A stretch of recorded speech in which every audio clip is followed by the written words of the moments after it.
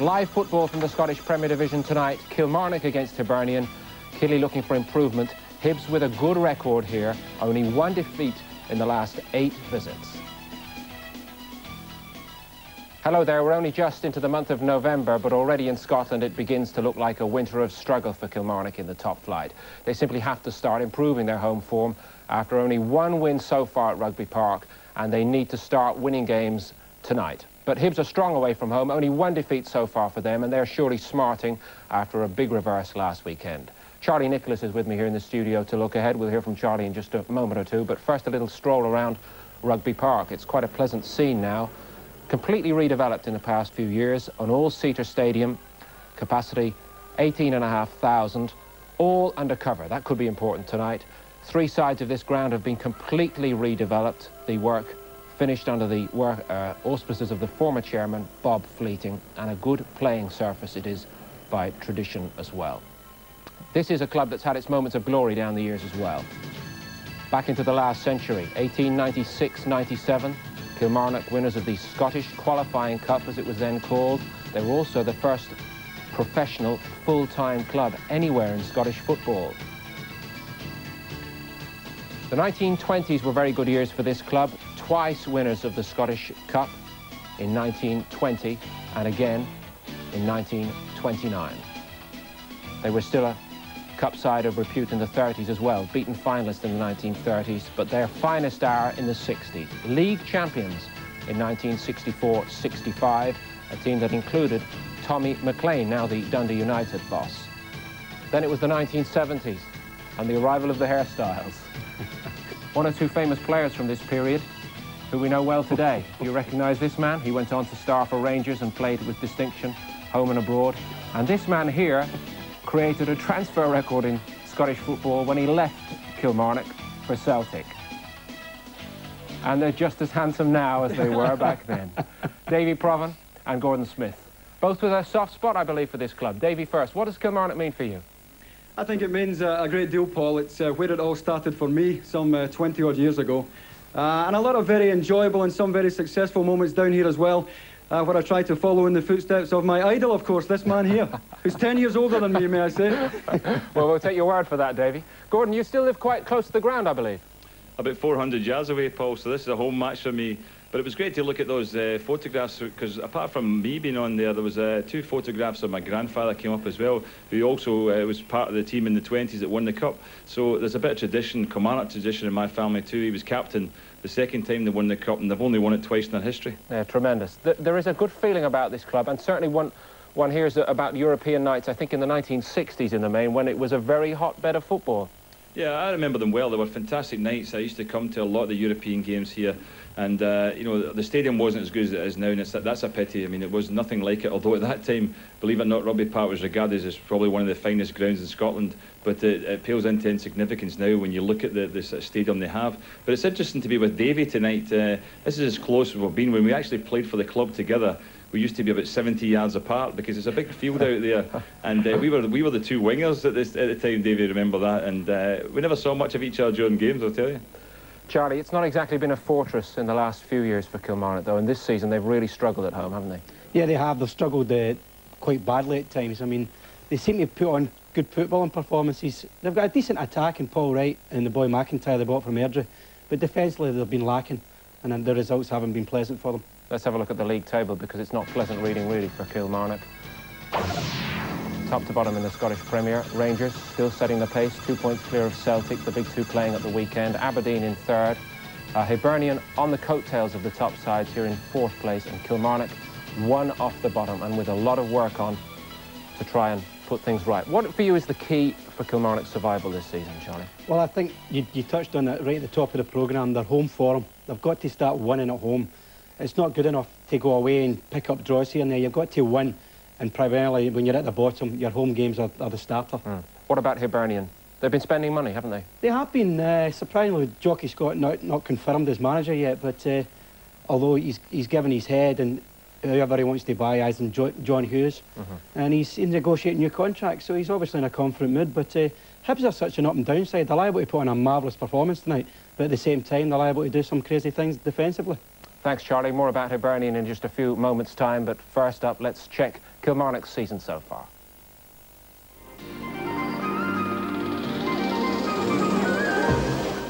On the opening day of the season, Kilmarnock visited tonight's opponents, Hibs. Ali Mitchell got things underway nicely for Kilmarnock. A second was added shortly afterwards by John Hendry.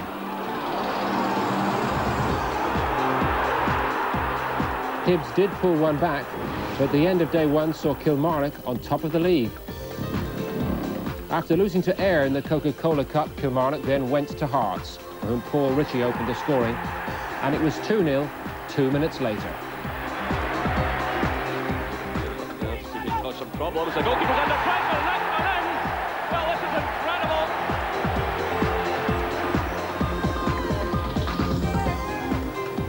Final seconds ticking away before half-time, and the chance is on here, and they've got run back. Paul Wright. Chance is on for Cameron. And it's there, and it's Ritchie again. This is McIntyre, and Kilmarnock get one back. Celtic came to town next. Henry again, and goes Mitchell, marked well by Tom. Great effort by Reilly, through the legs of Marshall. 1-0 Kilmarnock. Canio again. Well, that's great play by Canio. He's equalised. Here's Tom for Celtic's second. Here's Cadet. This could sell it all.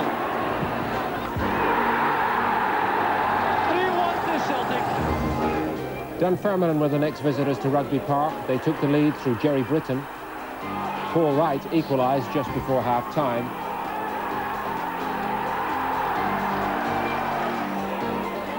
This was judged a foul on Jim McIntyre, and Paul Wright hammered home the penalty. But Britton got his second to level it.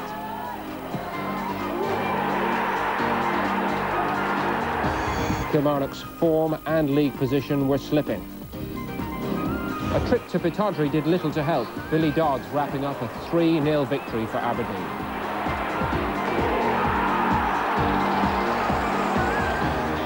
Worse was to come when the champions Rangers came to Rugby Park, though the home side started well. This is Mitchell, drifting it in, it's a good one, and a great goal for Kilmarnock. Reilly comes in on the far side. A Paul Gascoigne penalty levelled it, then he gave Rangers the lead. By Gascoigne, the goalkeeper had left his line, he decides to stand up to him, still it's Gascoigne. 2-1 to Rangers. And a double by Van Vossen completed the scoring. There's no flag. Van Vossen just managed to stay onside. The goalkeeper's committed himself. It's number 4. That's a great finish. A 1-0 defeat at Motherwell, courtesy of this strike by Dougie Arnott, was Killie's third defeat in a row. They had now found themselves at the wrong end of the table. A 0-0 draw at Dundee United provided a welcome point, and it was followed by Killie's first home win of the season. It came from a goal behind to beat Wraith, Tom Brown getting the first, and Paul Wright grabbing a second-half winner.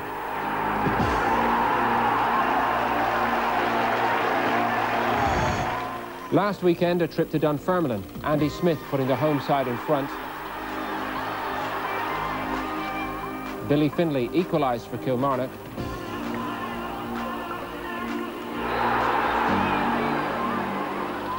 Before Jerry Britton scored the deciding goal. But the pressure's on Alex Totten and his men, and he knows that anything less than 3 points tonight is simply not good enough. So Kilmarnock so far this season, 11 matches played and only 2 wins so far, total of 7 defeats, and perhaps most worrying of all, they've been conceding plenty, 21 against so far. Alex Totten, the Kilmarnock boss, is with Davy Problem. Alec, Colin Meldrum has had to wait very patiently for his chance, but he gets that chance tonight in goal in place of Dragomir Lekovic. Are you confident he'll be up to the job? Yeah, he's had about half a dozen games, the young lad. He's only 20. But he's a current under 21 Scotland international goalkeeper, so he's played very well for them, and he's played very well in the reserve, so he certainly enjoys his chance. Now, I know Neil Whitworth has been badly missed over the last 4 or 5 games. When are we likely to see him back?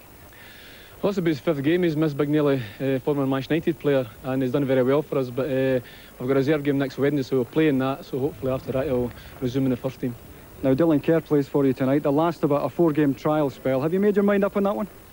He's done very well, actually. I've been very impressed with the lad. You know, his distribution is very good. He reads it. He's 29 years of age, so he's learned his trade, and so I think he's got a good chance of getting a contract here. Very wet and windy night here at Rugby Park, Alec. How difficult is it going to be for the lads to get the ball down and pass it? Well, not as far as we're concerned, because obviously we're a good footballing team. We try and play football all the time. Usually it's a bit blustery, certainly, but you can't beat a game of football, Davy, so the boys are looking forward to it. It's a home game because the majority of games have been away from home. It's nice to be back here at Rugby Park, so hopefully we can capitalise on the home advantage and get the points. What do you think 3 points would do for the confidence in that dressing room? Well, tremendous confidence, because that's what it's all about, to try and win games. So we had a very tough start, but even last season I lost the first 5 games with Kilmarnock and I was under pressure then. But we finished 7th, 1 more victory, we would have finished 5th, you know. So it's a funny old game, it can turn very quickly, but that's what we're looking forward to tonight, and we're smashing support behind us, encouraging us, hopefully we can get the 3 points. Thanks for your time, Alec. Thanks, David. 3 points, certainly Kilmarnock's top objective. Charlie Nicholas watching tonight with me. From the point of view of the Kilmarnock board, how happy are they with Alex Totten, do you think?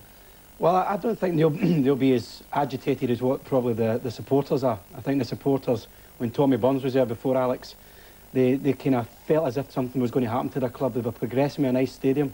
They've got that completed now, so they're wanting a bit more from their team. They don't want just to struggle to survive, but unfortunately that is the position. How good a job do you feel he's done overall since taking over? Well, I think people are sometimes unfair on him, because the one thing he does do, he tries to play good football. I don't think he's always had sometimes the best organisation defensively, because he does like generally to attack. And I wouldn't criticise any manager if that's a philosophy in the game. Well, they've held their position in the top flight for 4 years, which has got to be progress from their point of view, you feel? Well, it is progress, but as I say, with the completion of their stadium now, and they've always had a great reputation of playing good football, even in Davy and Gordon's day. They were always good footballing teams.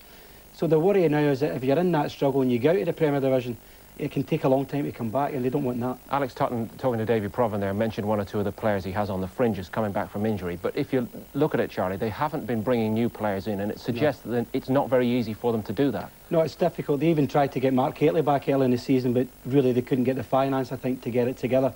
But they've had problems defensively mainly, and I think with Whitworth, who came from Man United, a player who has impressed me greatly, I think they've obviously badly missed somebody like him. Thanks, Charlie.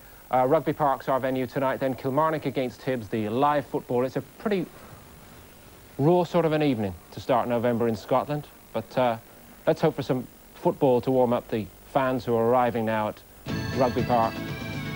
Let's confirm the team news, shall we? Davy Provan is standing by. Well, predictably, both managers making changes after disappointing results at the weekend. But I think it's fair to say that Kilmarnock's needs are greater at the moment. Lying in 9th place in the table, they really have to get some points on the board. And it's to Alec Totten's side that we turn first. And the Kilmarnock manager makes 3 changes to the side that lost at Dunfermline last weekend. 2 of them enforced because Kevin McGowan is out with a trapped nerve in his neck. Ali Mitchell's shin injury keeps him out. And keeper Dragije Lekovic is dropped in favour of Colin Meldrum. Dylan Kerr plays the last match of a 4-game trial spell at fullback. Alec Totten still to make up his mind on whether or not to extend his contract. Raymond Gomery and Derek Anderson, the central defensive partners. And further forward, no shortage of firepower, as Alec Totten goes with 3 out-and-out strikers in Jim McIntyre, Paul Wright and Tom Brown. On then to Hibs. And clearly disappointment for Jockey Scott in that Keith Wright took that knockout in a reserve match in midweek. That means he sits this one out this evening. Jim Leighton comes back in after suspension in place of Chris Reid. And immediately in front of him, John Hughes makes his Hibs debut after his transfer from Celtic. He'll make up a back 3 with Darren Dodds and Pat McGinley. Ray Wilkins still going strong at 40 and in that familiar central midfield role. And up front, Kevin Harper will partner Darren Jackson. Back to you, Paul. How about some of these Kilmarnock players that are looking to impress tonight, Charlie? Well, there's someone, for instance, Colin McKee, who came up from Manchester United with Whitworth. Great pace, great ability to take players on. But you just look at him sometimes, he fails sometimes with the final ball. And I think maybe that's why he's playing at that level. Maybe Manchester United decided to let him go. But on his day, he's a very, very exciting player. But they really need a bit more from him. A player like him, though, Charlie, presumably there's still time on his side, that if he puts a couple of good seasons together, people are going to come looking for him again, aren't they? Well, they are, but, you know, the thing is, he can do real quality things. He can beat people for fun. He's got the pace. It's just that final, the last final ball. But some of the goals he's been scoring have been fabulous goals. Last season, he looked as if he was going to be a real big star. What's his best position? I think he's better coming in from wide positions. I think he feels more natural coming inside. You see him running across there. I think that's him at his best, coming across people, and the pace gets him in behind. And in terms of this current Kilmarnock setup, what sort of an impression is he looking to make tonight? Well, I think, you know, Kilmarnock really needs somebody with presence that's going to take responsibility and going to create things for especially McIntyre, Brown and Wright tonight. And McKee is a guy who can supply, and on his day, he's as good as anything, but he's got to do it tonight. Why have they struggled so badly to score goals, Charlie? Well, I don't really know that, the answer behind that, because, as I say, I like their strength is going forward. They've got good players going forward, good finishers. Paul Wright especially is a good finisher, great record. Top scorer this season. Yeah, but I think when they go behind, they get very deflated and they tend to go to pieces, and it proved the case against Celtic and Rangers both this season. Well, Wright is one player who has been hitting the target, former St Johnstone man. And he impressed early in his career enough to get Scottish under-21 honours. Yeah. So well, he looked a fine player at Aberdeen when I was there, and then he was obviously he's an ex-Hibs player, so he's been about. He was at QPR for a spell also. Natural goal scorer, good ability. He just needs the service. If you give him the service, he'll score goals. Got plenty last season, 16 in total. But I guess it's difficult when the side behind him is struggling to keep up the goal-scoring ratio. Well, that's the problem, as I say. When they lose goals, they tend to be awful deflated. Celtic and Rangers was a particular bad ones for them. But this guy, he'll always be there to take chances, and he's always like, I think he'll be in double figures again this season. And the confidence will not have been too disturbed? No, he doesn't particularly worry about that side of it. He'll always be there to take the responsibility. If it means missing 2 to get a goal, he'll still be in there. Here's Wright's season so far, the 4 goals, as I mentioned, from his 11 starts. Just 1 booking so far. There's a slight problem with him at Aberdeen where they thought he had a bit of an attitude problem. He's a boy who, I think he's ambitious, he wants to get on with the job. He loves scoring goals, just loves it. Never quite probably reached the heights that he wanted to, or people expected of him, but he's got qualities. He's certainly up against 1 or 2 big-name players on the other side tonight, Charlie. Ray Wilkins, we've spoken about, Jim Leighton in goal, and Darren Jackson, arguably one of Scotland's best forward players at the present time. Yeah, well, I think this guy is underrated. He's been about a long time. He's got a good footballing brain. He's just starting to really establish himself in the international setup. But he really is a guy who can turn it on for Hibs. When Hibs ain't playing well and he starts performing, Hibs look a different team. He's a guy who can raise the whole tempo of the game for Hibs. And with Wilkins now behind him being a bit patient and a bit clever. But he's a very good player and very quick, mate, I may say. International class player, in your opinion? I think at the moment, Scottish-wise, yes. I think he proved that with his last game. He scored a fabulous goal. And I think, again, not all with the opposition fans like this guy, but that's usually a compliment. And this is a great goal. This really gave Hibs a lifeline for the season. They were struggling then, and that's a great individual goal. Well, goal scoring has been a big problem so far for Hibernian this season. Only 9 in the league. They very much want to put that right tonight. Now is their chance. Our commentary team tonight, Gordon Smith, joined by Rob Hawthorne. Good evening, gentlemen. Good evening. Welcome to Rugby Park. These ex-professionals are always going on about how there's nothing like playing, but in conditions like this, Gordon, I think you'd rather be up here tonight, wouldn't you? Well, it's safer up here, but you can't beat it. I mean, the surface is very, very good, Rob, and I think that makes a big difference. I think if you went out here and it was a wet, windy night and it was a bad pitch, you probably wouldn't want to play in it. But if you look at this playing surface, it's magnificent. Right down through years, even my day playing here is, you know, quite some time ago now, this is always one of the best playing surfaces in the country. Indeed, the rain might complement the surface. It's just the blustery conditions that might cause a little bit of concern to players on both sides. The swirling wind. Yeah, the wind's the worst condition. I mean, we can talk about the rain and any other underfoot conditions, maybe a little bit wet, but it's the wind that affects players. The ones who like to get the ball down and make the passes are the most affected by it. And imagine that Ray Wilkins, you know, will not look forward to the game too much in that respect because he likes to play long balls. But what you'll find tonight, you're probably trying to keep everything short and try and keep possession and keep the ball, basically keep the game underneath that swirling wind. Last night was Halloween, but the masks are still in force today. I wonder if that's just protection against the wet weather. At least he's not got his chainsaw with him tonight, which is maybe it was confiscated at the gate.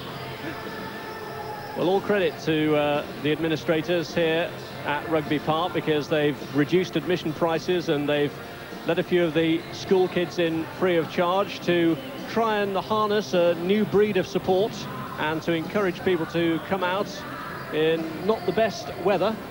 Yeah, they've worked very hard at Kilmarnock over the years to try and get a community spirit, and for quite some time it was going really well. I mean, they have open days here at the beginning of the season and sometimes get 13,000 people along at them. But the reason that the crowds have been down recently is basically because the team hasn't been doing too well. I mean, one home win doesn't exactly foster a lot of confidence in the players. So what happens is the fans begin to stay away. They've not got a lot of season ticket holders. So but as the team starts to win games and starts to get the points under the belt, they'll come back because the core support is reasonably big. And the other good thing is that times might be lean in terms of success on the field, but they've given them a home to be proud of here. Rugby Park is an all-seater ground, very accommodating to the visitors, even if the conditions are against them tonight, and won't even let them raise their flags in peace. But the ground was refurbished over a 10-month period at a cost of £3.6 million. Ray Wilkins just filing through for Hibernian, really enjoying his spell on month-to-month contracts and joining his colleagues. Down that narrow tunnel they've come.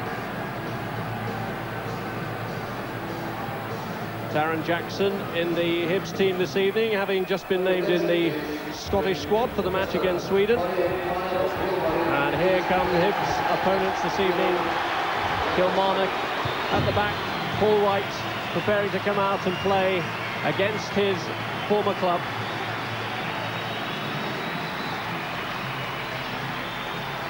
And as the two teams take to the field, let's have a look at the team news.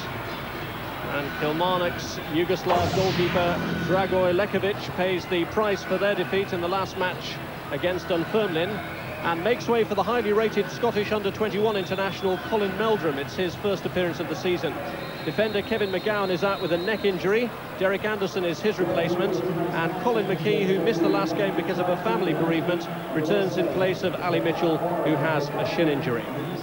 Yeah, I think they'll miss McGowan tonight. They already got Whitworth out sort of long term. He's been injured as well. The young player they got from Manchester United. But you know, you've got McGowan out as well, who came to the club recently, who's been playing well. So although these players, Montgomery and Anderson, have both played there for a while, Montgomery's a very experienced campaigner. It's not the central defensive pairing that Alec Totten would have liked. It's no surprise that, like Kilmarnock, Hibs have changed their goalkeeper. Jim Leighton is back after suspension following his sending off against Motherwell. John Hughes, signed yesterday from Celtic to bolster the defence, makes his debut for the team that he's watched and supported. And with Andy Dow coming in as well on the left, Ian Cameron and Kevin McAllister are the players left out after the defeat by Celtic. Yeah, it's a strong lineup in terms of experience. Hughes coming in from Celtic, having played there the last couple of seasons.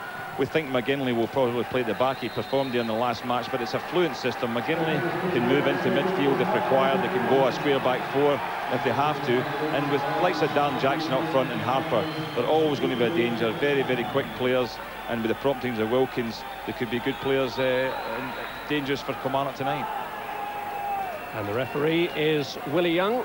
He came out to take a look at the surface beforehand, was very impressed with the pitch.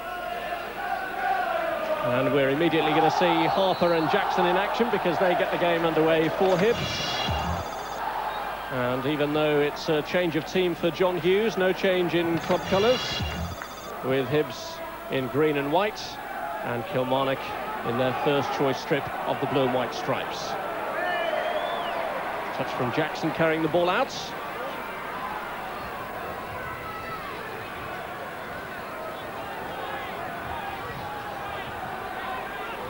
Kilmarnock with only 2 victories to their credit this season. The first one was against Hibernian at Easter Road in the opening match. And the other one was here, their only victory at home against the bottom club Wright. McKee trying to get involved early, and Willie Miller, who wears 2 but plays at left back, is pulled back by McKee.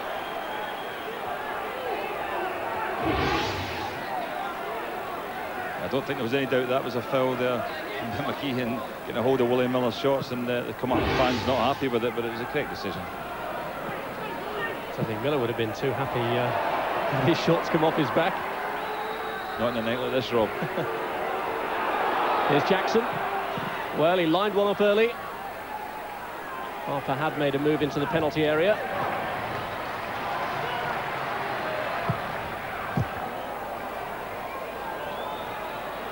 Well, if anything, the swirling wind seems to be picking up pace, and it is going to make life very hazardous for both sets of players.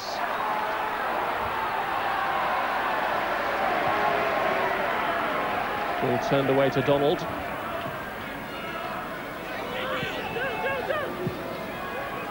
Anderson. Derek Anderson was actually part of the Kilmarnock defence when they beat Hibs at Easter Road on the opening day of the season. Here's MacPherson. Well, he had Leighton at full stretch, did Gus MacPherson. That's got to be a good idea in a night like this, Rob. Picking the ball up from distance. MacPherson strikes a good ball, and you're always going to get a skid off the surface as well, and it's going to be difficult for goalkeepers to deal with that. The ball's going to pick up that extra pace, and with the wind behind you as well, it can make all the difference. So you might see 1 or 2 players deciding to do that. We've already seen Dan Jackson have a go from Hibs, although it was blocked, but that's the nearest we've been to a shot on target. So plenty of ambitious speculative efforts on the menu tonight, if the opening couple of minutes are anything to go by. Hughes immediately coming under pressure.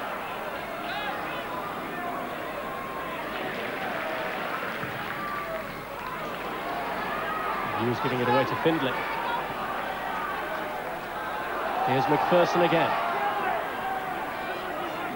Well, he's shown great positive intent at the start. This is McKee, he's had plenty of involvement too.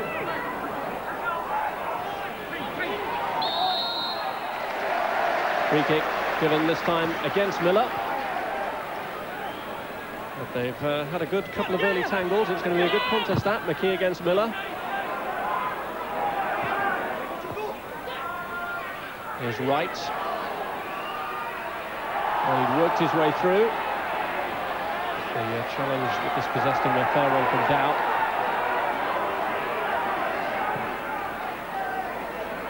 And really judging the passes is another real problem on a night like this. That's a big difficulty. Once you start to go over 20 yards with the pass, then the wind is obviously going to play a part. Once it's in the air, even more of a part.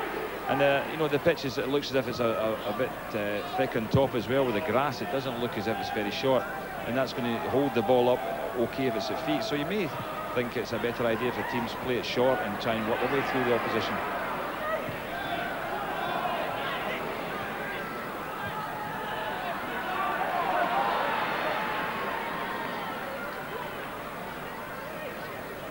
Darren Dodds. And Montgomery having to be careful against the pace of Harper and not really taking any risks. This is Dow. Jackson turning into a useful position, and Millen had got into the box too.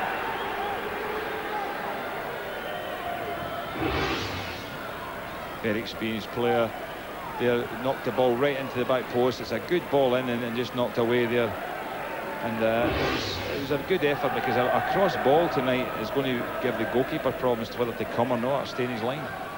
And the problem provided by Dow from the corner, and it whipped right across. Donald's head seemed to be closest to it, but it didn't quite graze the top of the defender. Dow it was who caused the problem with the corner.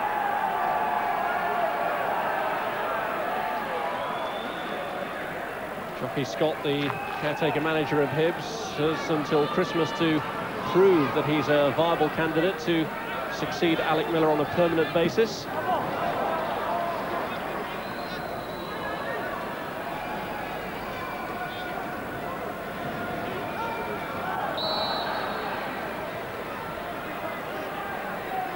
Challenge on Wright.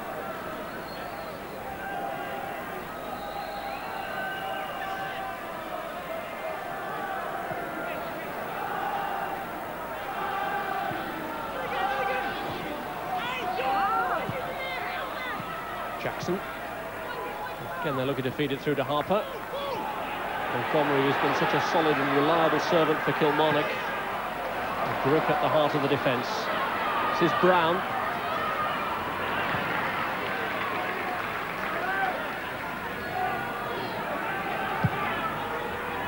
And they're looking to release Wilkins. Good tracking back there by Henry.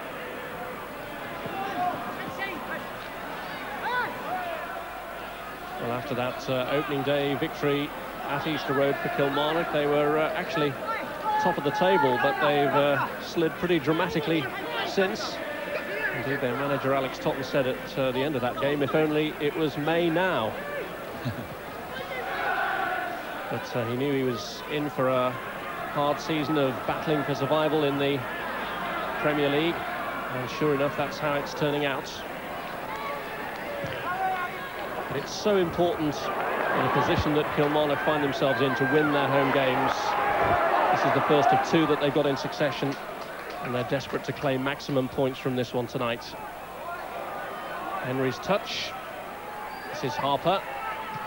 And Dow flinging it forward first time, looking for Jackson. Header away was by Anderson. And again, Derek Anderson. Well, it was a risk for Findlay to let that one go, but Anderson has tidied it up. Ian Robertson, please attend the police office. McKee.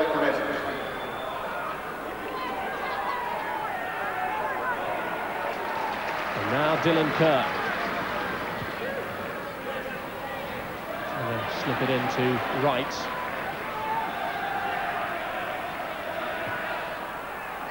Now looking to unleash Kevin Harper. They're looking to do it all the time. Hibs, as soon as they're getting the ball, whether it's at the back or in midfield, are looking to play balls over the top. The full-backs for Kilmarnock are being drawn forward because they're trying to get up to support the wide men, and there's always space down the flanks, and that's what Hibs are trying to release their quick strikers. Harper and Dodds, both named in the Scottish under-21 squad for the match against Sweden the day before the full international.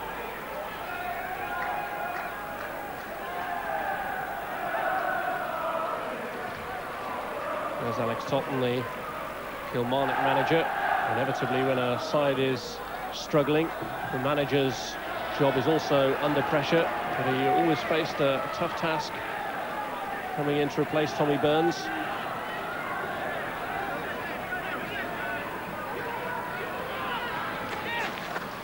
There's Anderson.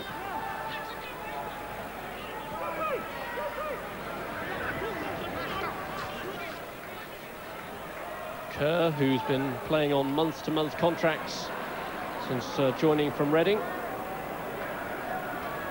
think he'll be very concerned about having a good game tonight, Rob, because this is his last game, and that decision will be made after it. So, you know, unless, barring an absolute nightmare, he should get a contract from Kilmarnock, but you never know what can happen.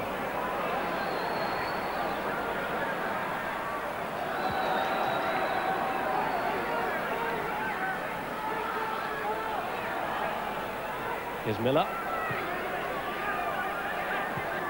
And the clearance by Findlay. And Dodds sliding in. Didn't look the most convincing challenge in the first place, but he recovered his ground well. Did well. Tom Brown is one of these strikers that likes to tackle even the biggest of defenders. He's not a soft player by any means, and he mix it as much and give as much as he gets.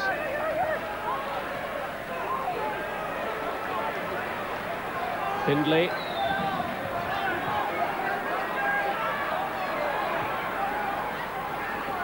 And this is Kerr. Challenge was by Andy Millen. Millen actually swapped places with Billy Findlay, and the pair exchanged these two clubs in a swap deal.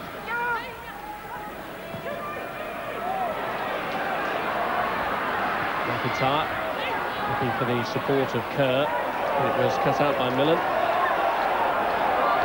He also looked out wide on the right for McKee, and McKee was so far wide to try and give Kilmarnock that width that the pass wasn't on. It's one of the problems that Killie have at times. They try to get that width, but you know, when they're looking for the pass, it's not there. Well, as we've seen, there's been rare movement in the attacking areas, but Leighton there called upon to show a little bit of alertness. He makes the odd mistake, Jim Leighton, but this is where he's very good.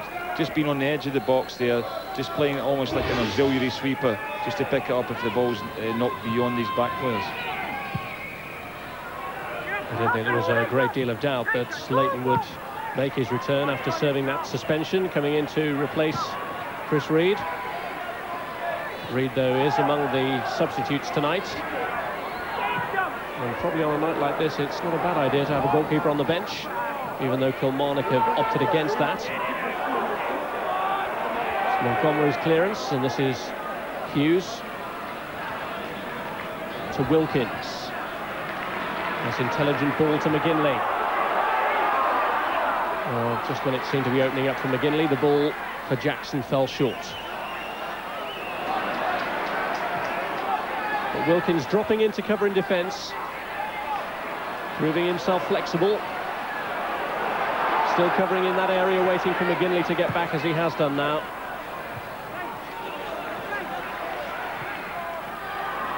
Well, that sold McGinley very short, and Wright was appealing that he actually touched it while he was on the ground. Awkward little moment for McGinley.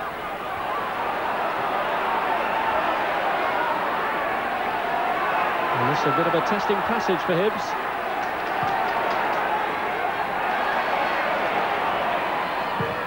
Harper. And McIntyre is the player tracking back.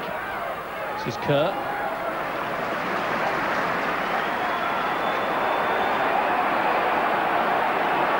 It's so awkward to be tidy. This is Jackson. And Millen.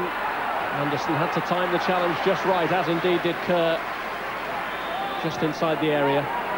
Yeah, Kerr taking a bit of a chance there. It was nice footwork to begin with, but when really you're a defender, you know, you're probably the heart and the mouth of Alec Totten there, wondering what's going to happen as his defender's trying to dribble on the edge of his own box, because he loses it. You know, he was getting 3 against 2 in favour of Hibs, but come on, did well to get it away.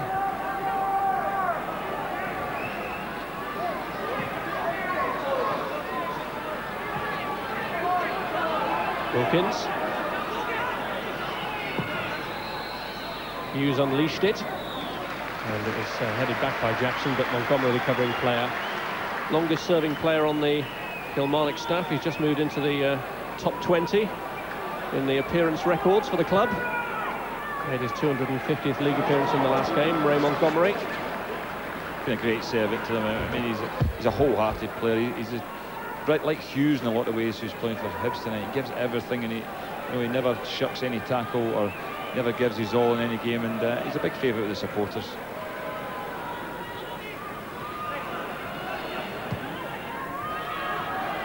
Wilkins. He's shown some nice touches already, as Ray Wilkins has already proved his value in Hibs colours. Miller looking to work it through Wilkins again. Always provides the outlet. Unable to keep that one in play.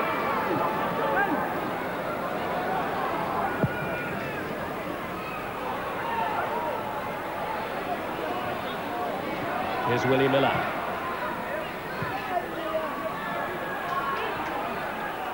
So tidy, Ray Wilkins. You get a surprise when he actually makes a bad pass. But he's in that middle of the field there. He's controlling everything. A bit of a fulcrum in there, and just everything going through him. And we noticed already, Robbie, he switched places very quickly with McGinley. When McGinley broke forward, the way the contenders would do, the sweeper goes forward, and he can fill in that position at the back.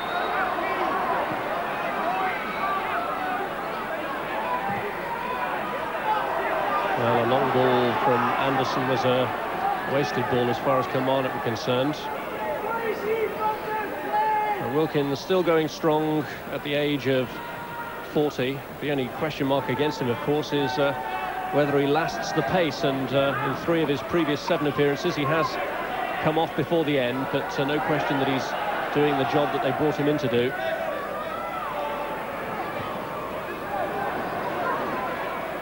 Here's John Henry. And Brown. Here's MacPherson. So Kilmarnock's best effort of the game so far, but that one was overhit for Brown. Covered by McGinley.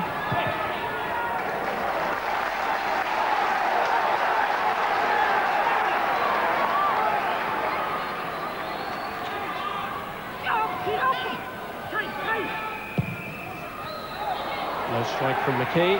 Nice touch, chance for Henry! And John Henry has done it again.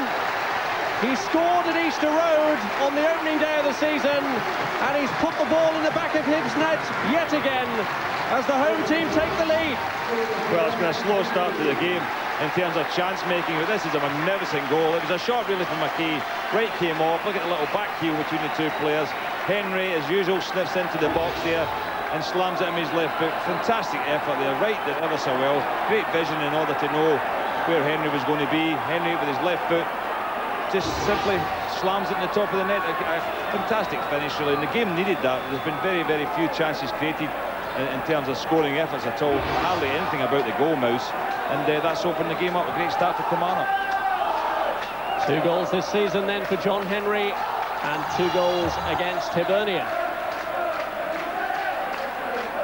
And a great injection of confidence among the supporters.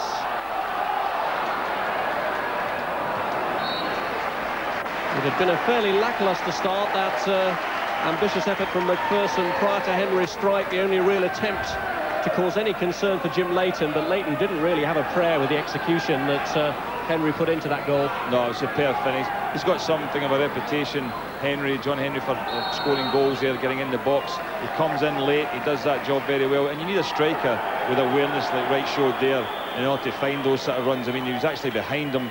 I think you'd find very few players in the game who could have made that pass, but it was tremendous, just a little back heel into his path. But the finish had to be there, and that's what Henry gave it.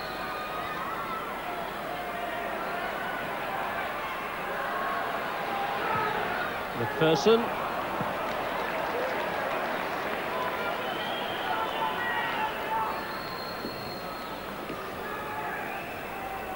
Well, you like to talk about great vision among strikers, but unless Wright's got eyes in the back of his head, you'd have to talk about awareness of his fellow strikers' positioning there.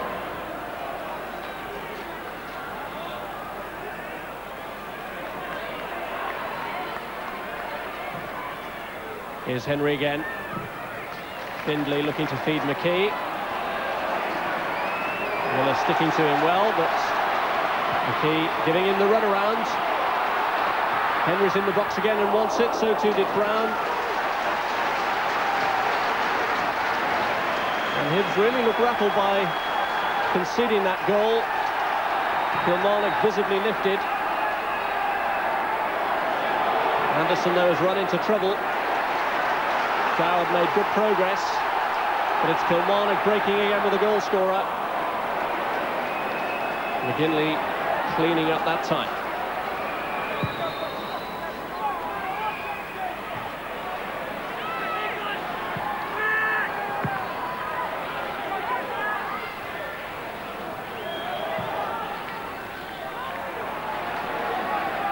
Here's McIntyre.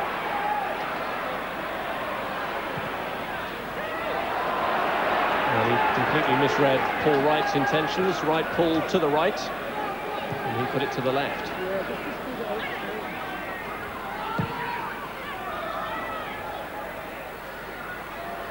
Jackson. This is Dow.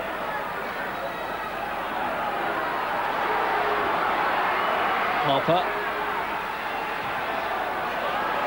Pushed wide by Millen. The low cross from Donald. And the shot is in by Harper. A real goal out of nothing. Kilmarnock must have thought that they'd tidied that one up, but suddenly from nowhere, Harper speculatively stuck his boot out, and they've equalised. Well, it's poor defending, really, because Killie looked cleared the lines there, get the ball away, but Harper just a little nudge forward, took it really well as it came down. All he had to do was help it on its way.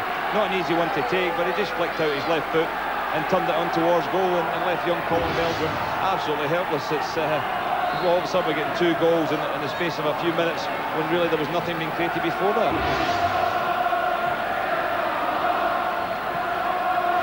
Harper had previously scored in a match at Motherwell that proved to be a 1-1 draw, and he's made the score 1-1 here at Rugby Park now.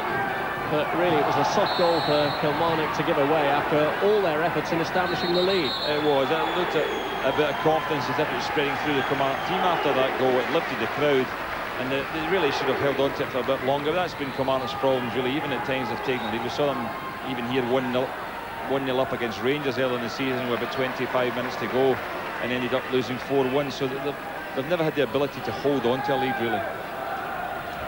Andy Millen has been booked for that last challenge, which has produced his free kick.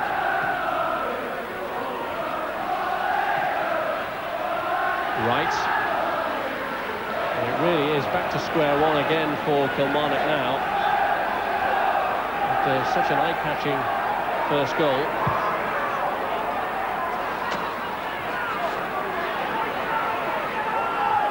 Alex Tottenham will be absolutely furious, while I'm sure his opposite number, Jockey Scott, delighted at his side's comeback, unexpected as it was.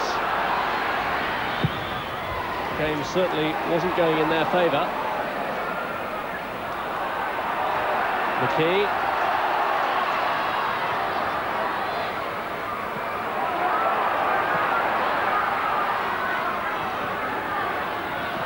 Here's Wright.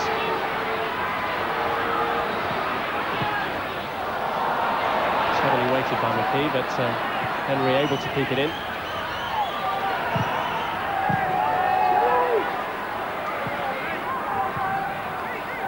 Anderson.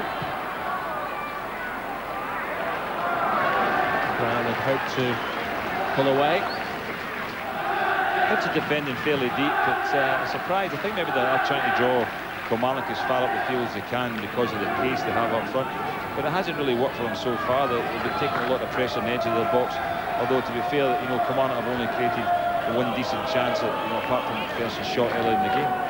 And they scored from it, though. But they're asking for a bit of trouble to allow Kilmarnock so much pressure on the edge of their own box.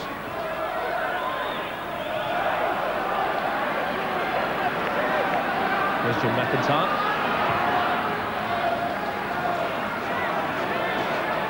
McKee. Running into John Hughes. McIntyre. Made room well! Oh, that's a fine goal! A great way to score his first of the season, and Kilmarnock are ahead again. Oh, another super goal to add to the collection of this game. Not much happening in the game. As I said, look at the Hibs defending so deep there. Look at where they are. Only one player challenging. I think the wind helped a lot with that goal, but it was a fine effort. Taking the ball onto his good side. We've seen very little of McIntyre in this match so far, but he is capable of that.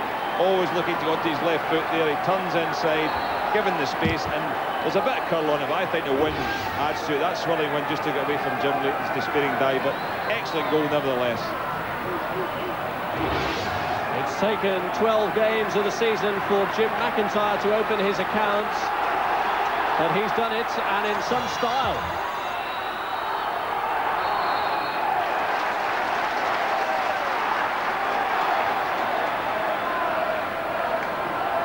Well, they had 3 goals in an 8-minute spell in the previous meeting at the start of the season, and the goals have been rattled in quick succession in this one.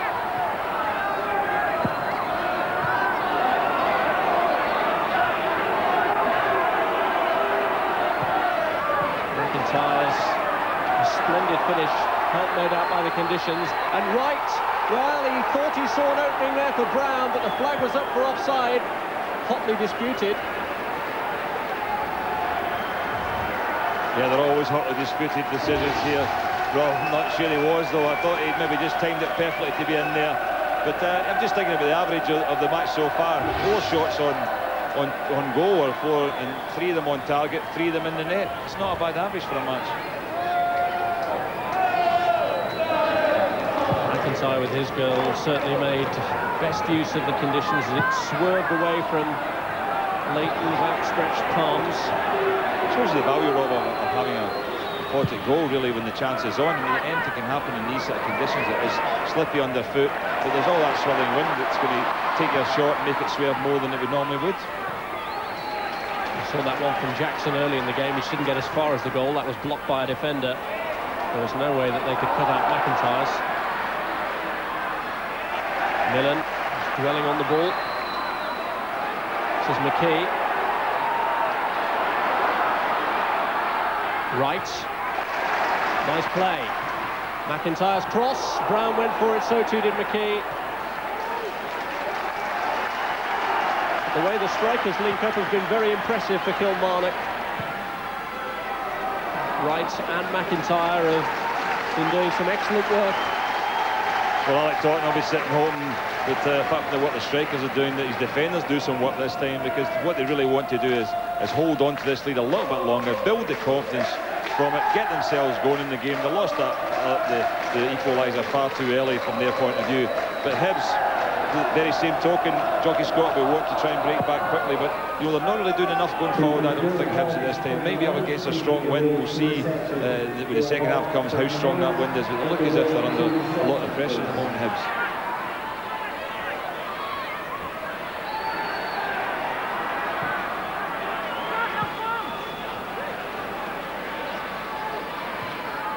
Findlay.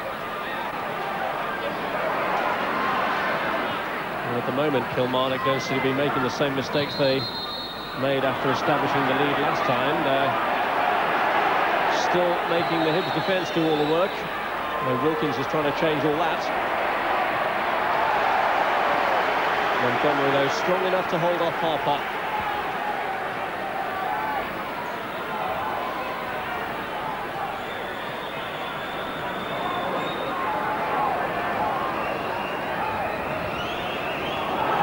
Be an opening for McGinley. It's charged down by Kerr.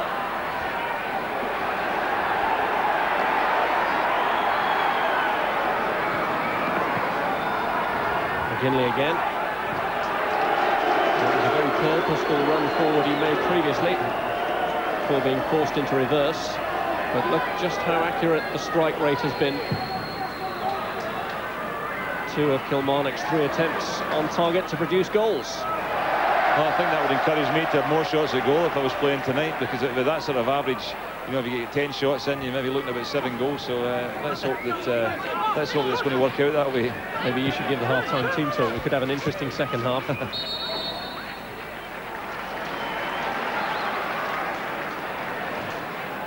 Right, just taking a blow to the face.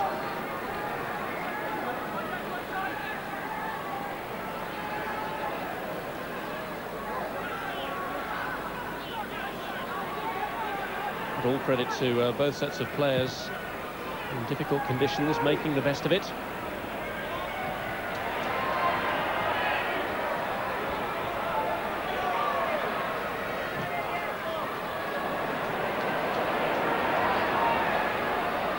Miller. Wright. Trying to feed it through to McKee, and Miller slid in. Well, there was hesitation before the assistant referee decided to award the goal kick. It was almost a very good ball there. Wright just sliding it in behind Willie Miller, and McKee was on his way. I think he should have got the corner, really. I think that Willie Miller got the last touch to that.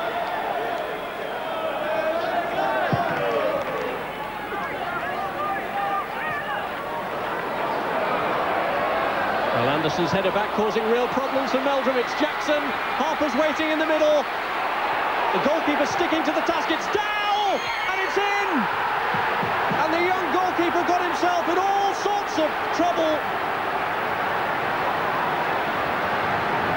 Dow says thank you very much. Young keeper misjudged it. It was a long ball. We saw the pace of Jackson. Hibs have tried it all day. they've never really got through, and Jackson there getting before the keeper. The keeper was caught in no man's land. Dan Jackson did really well. He actually ended up beating Meldrum twice there, laid it back, but this is precision. Look at that. It must have been judged the exact height of the player on the line and beat him by about 3 inches. It was a lovely chip ball. Nice shot on goal, and you know, Hibs have done it again.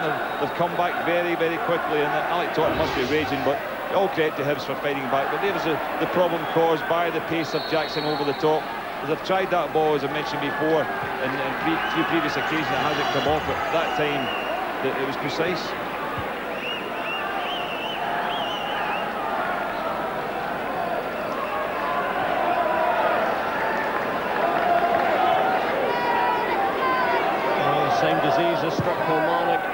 Yet again, second time that the lead they've established has been wiped out,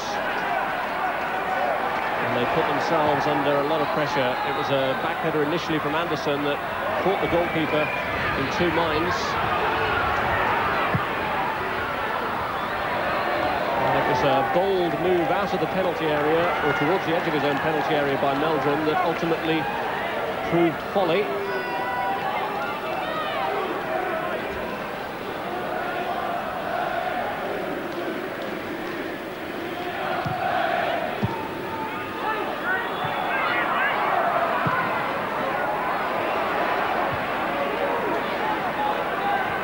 Kerr, who was actually on the line for that chip goal from Dow, but wasn't prepared to risk his own future in the match by sticking up his hands for it. And the ball turned away by McGinley. I'm sure it crossed his mind, as that I've always chipped in. He must have thought, do I put my hands up here and stop this and go off the field, and they might still score the penalty. Yeah, it's always a tricky dilemma for a professional.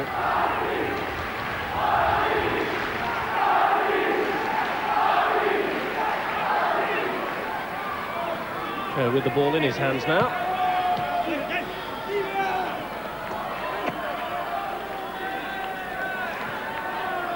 This is Brown.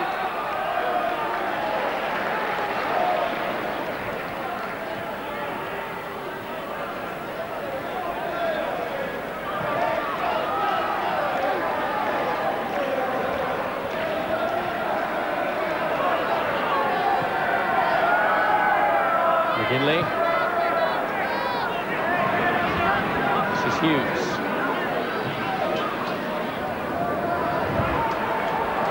for Harper.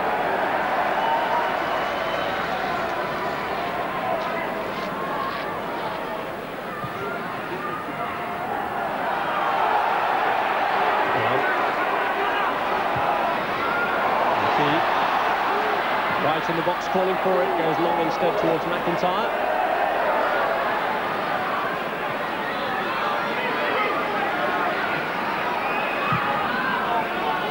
He had joined Wright in the box, but that was too long for him. But yet again, I think there'll be defensive inquest at half-time after Meldrum's performance for the goal that has again brought Hibs level. Yeah, he's one of the top young keepers in the country, but I don't think that's inexperience. I think he's just misjudged the bounce of the ball, the roll of the ball. But look at this effort here, that's tremendous. I think Kerr's about 5'8", and that's a 5'10" chip. Yeah, superb accuracy. Poor old Meldrum, who's been named in the Scottish under-21 squad for the match against Sweden, to be beaten in those sort of circumstances. Oh, and now Anderson in trouble. Jackson's left him for dead, and this time Meldrum atones. Did well that time, he stood up to it. I thought Dan Jackson was in there and was going to finish, but Meldrum will be very, very happy to atone himself, atone for his mistake right away. A little nudge from Jackson and Anderson. Anderson got caught wrong side there. Look how he just stood up until the shot was made. That was very good goalkeeping. Yes, he's earned himself a few plus points from this. After the previous negative, Meldrum doing some good work there.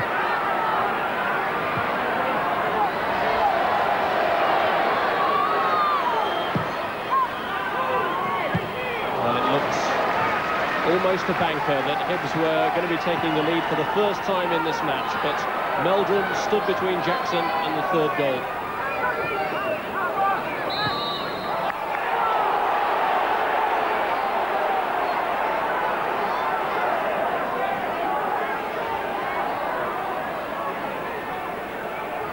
Wilkins with a free kick.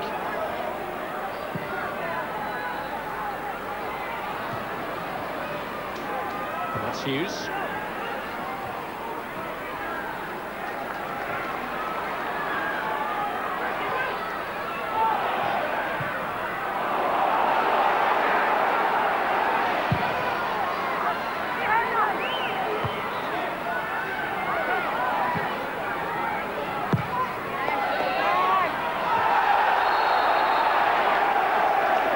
Given against Aaron Dodds.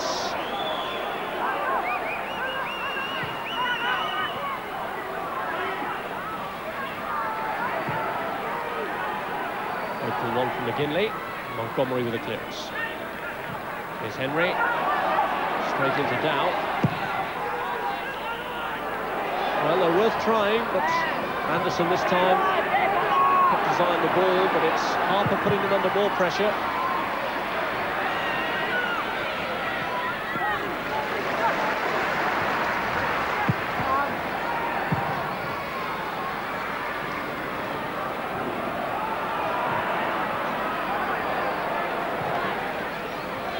Don't forget, more football coming up for you on Sky Sports this weekend. On Sky Sports 3, our next offering from the Nationwide League is Grimsby against Sheffield United. The coverage in Football League Live starting at 12 noon. And then immediately after, on Super Sunday from 3 p.m. on Sky Sports 1, it's Newcastle against Middlesbrough. And another date for your diary on November the 9th, boxing fans, Mike Tyson against Evander Holyfield, one of 3 world heavyweight title fights on Sky Box Office. For details on that special pay-per-view event, call 0990 800 888. That's 0990 800 888.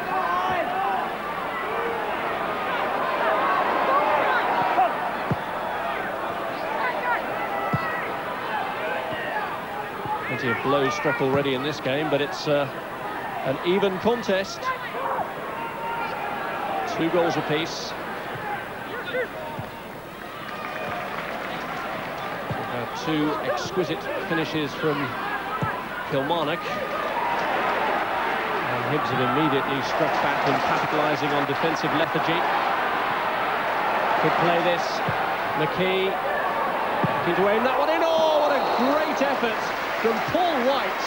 That would have been another spectacular goal.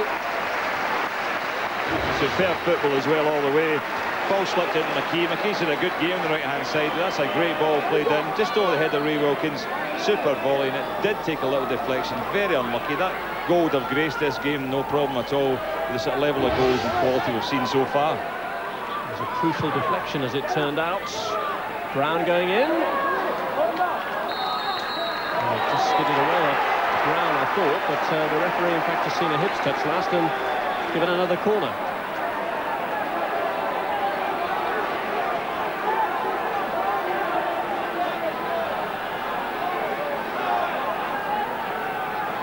Very congested in there, in front of the goalkeeper. See, so even. It's even on corners too. Get up! Kerr with the throw. This is McKee. Pull this one back instead. It's Anderson. This is McIntyre. Wright was waiting for it, but Hughes effectively in the way. Cool play that by Andy Dow.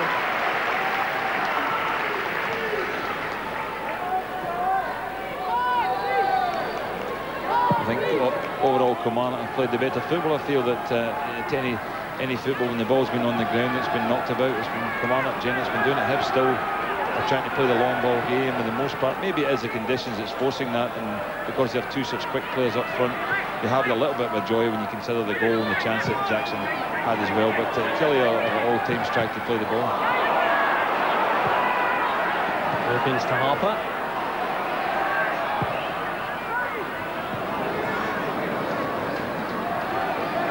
This is Findlay.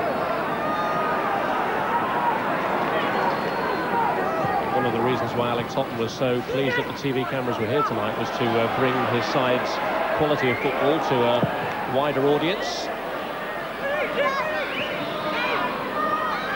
Clearly feel that the results they've had this season don't really reflect the sort of stylish football that they've tried to play.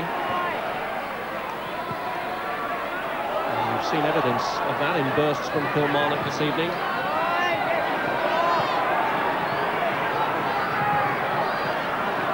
There's Anderson.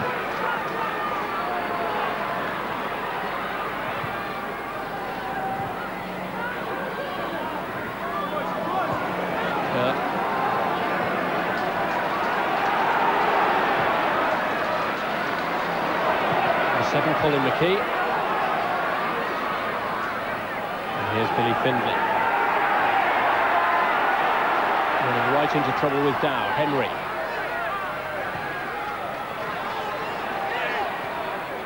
McKee.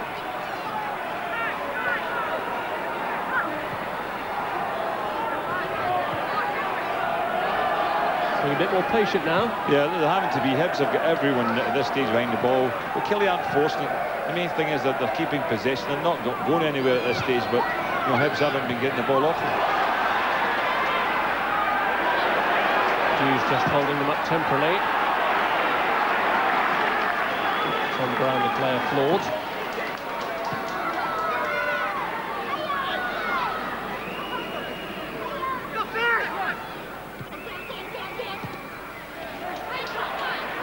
Has ridden the challenge well, and he's won the latest corner. Well, I mean, it broke down a little bit by getting the throw in, but you know, Killie kept possession for quite a long time there, and then it eventually resulted in getting the corner. They have worked their way up the field. It was a good spell. All encouragement to see teams playing like that, even in conditions that are very, very poor, to try and play football on the ground. Life could again be uncomfortable in that 6-yard box. It's another awkward one for Jim Leighton. Didn't really get the cleanest contact with it, but Brown trying to curl it in, just got too much on it. Leighton for a moment there looked to be struggling.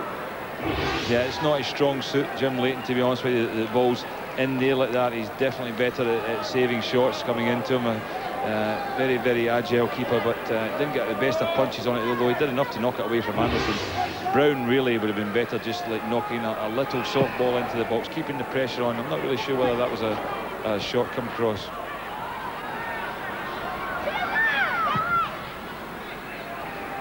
John Hughes, who left Celtic Park with a glowing tribute from Tommy Burns, who called him a tribute to himself, his family and his profession.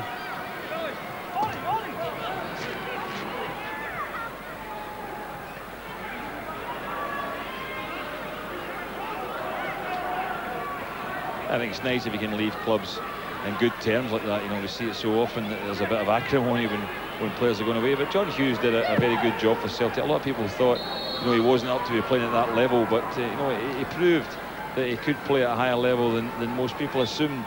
And you know, there are changes coming at Celtic Park. I think they're building for the future. And at 32 years of age, it's a good move for John Hughes to come to Hibs. He knew that his appearances would be limited by the arrival of Alan Stubbs. It's a move to the club he's idolised, so a very emotional move for him too. McGinley, he had to get that right because Brown was just behind him. Brown a little unhappy at the final ball played through there by John Henry. Yeah, the intention was right. It was a very, very difficult ball he was trying, especially with the wind at his back, to try and volley it softly through there just for Brown to run onto, but at least he tried it.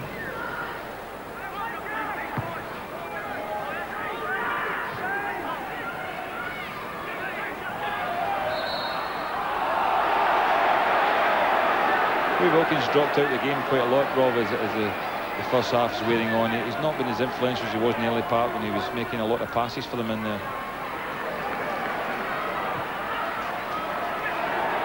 Yes, I think that always is going to be the question mark, is staying power. The ball played by MacPherson.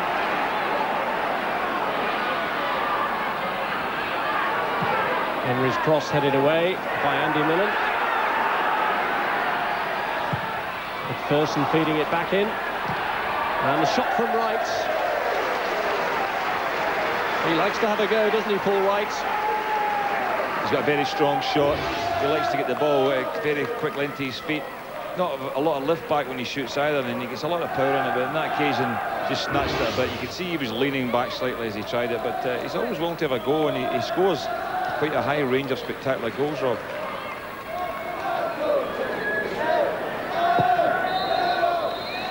And the half-time whistle goes, and both teams have made the best of poor conditions, a wicked wind and relentless rain. Kilmarnock have twice taken the lead, first through John Henry.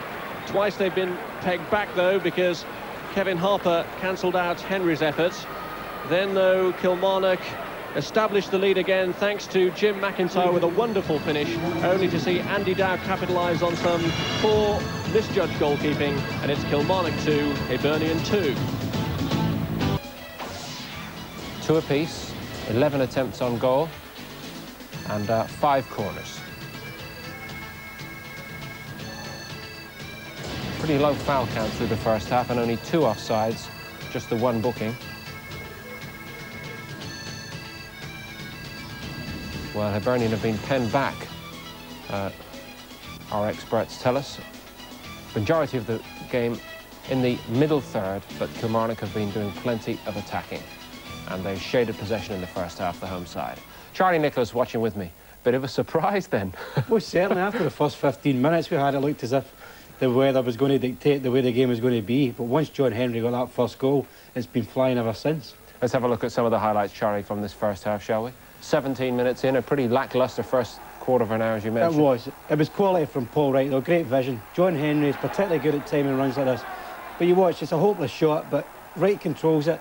John Hughes tries to read the situation, but the back heel has made it, and it's a wonderful finish. Were Kilmarnock good value at this stage for their lead, do you feel? Well, I don't think anything really had happened in the game, so it was difficult, but the game really needed this. And since then, I mean, the game has just flowed. Every 5 minutes you want to go.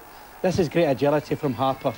It's a ball which you see he'll skid up here, decent header, but he's got to direct it. He can't get power in it, and he's directed it right in the corner. It's a really good quality finish. Would you be critical of the defending here? No, I wouldn't be. It's a difficult one because it's a contest of a header at the back post. But this is down to the conditions for me. Jim Leighton, you see, he makes a step to his right, and then the wind has brought it back a bit. He'll be disappointed. His positioning is not clever. Jim McIntyre making it 2-1 to Kilmarnock. Yep, his first goal of the season. He's a good player.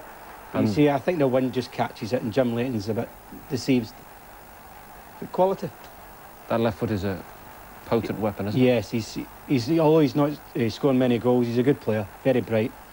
And the young goalkeeper will be not wanting to see this again. A challenge, and even here, he looks as if he could probably dive on it, but Jackson's a letting up. But that is tremendous. Great accuracy from Andy Dow.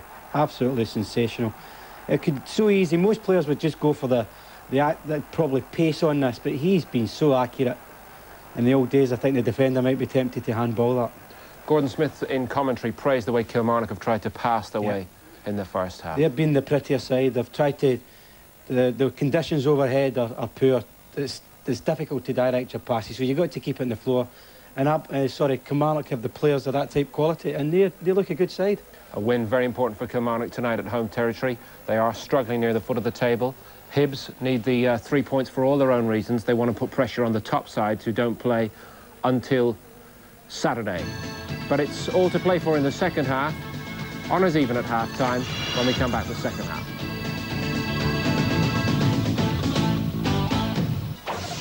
We're at Rugby Park tonight on Sky Sports 3. Kilmarnock against Hibernian, and it's half-time in this Scottish Premier Division game, and it's all to play for here. 2-2, and very entertaining it's been so far. Let's hope for the same in the second period. Let's rejoin Gordon Smith and first Rob Hawthorne. We're settling down for an interesting second half. And Kilmarnock coming out to join a Hibs side that's already on the pitch, preparing for the second half.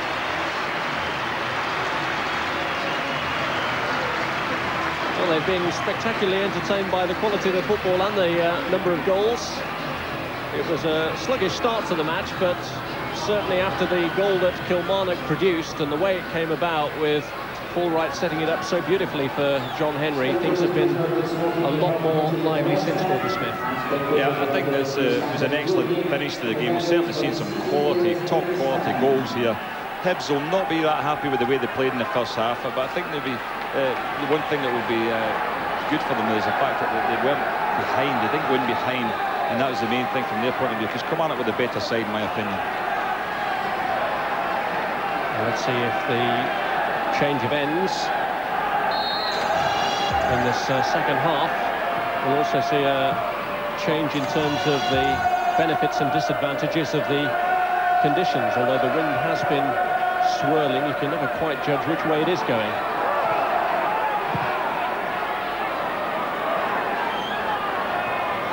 East Hibernian, by scoring a couple of goals tonight, have taken their league goals tally into double figures.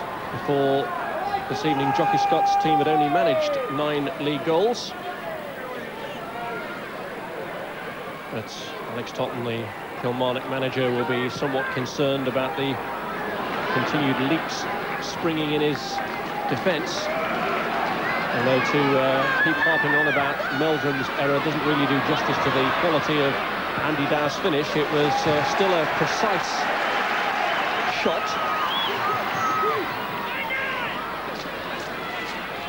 This is McKee.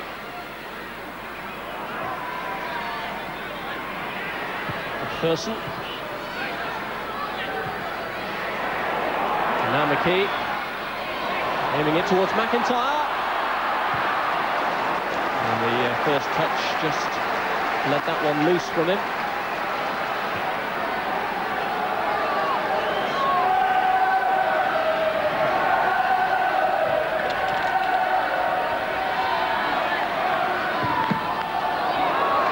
Been a good positive start to the second half by Kilmarnock. No let-up. Kerr winning the latest corner.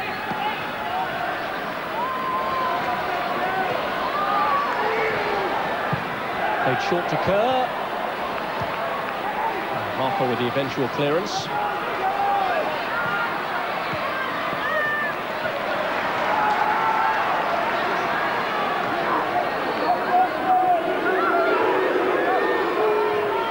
Taking the throw. And return to his old stamping ground.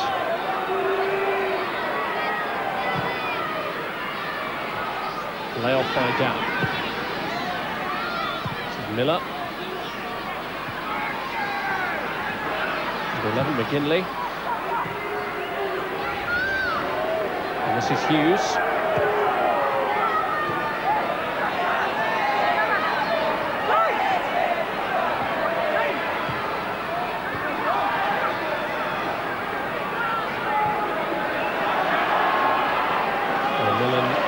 Play it long towards Miller and Harper, but it was too long for both of them. It was a bit better football, though, that Hibs were knocking it about there and trying to make passes, trying to create the openings, and then, you know, they still went for the long ball at the end of the day, that the defence-splitting pass didn't come off.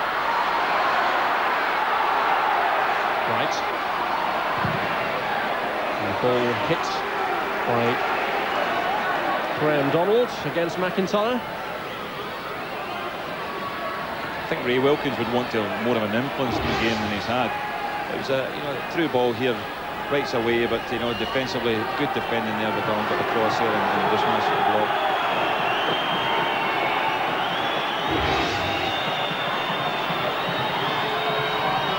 McGinley just adjusting his footwear. Jim Lately's goalkeeper wasn't prepared to wait any longer.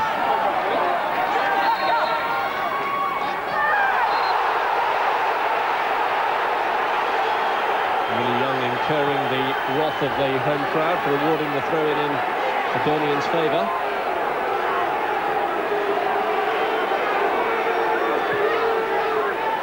The policy of lowering admission prices has produced a good atmosphere here for Kilmarnock tonight. Millen.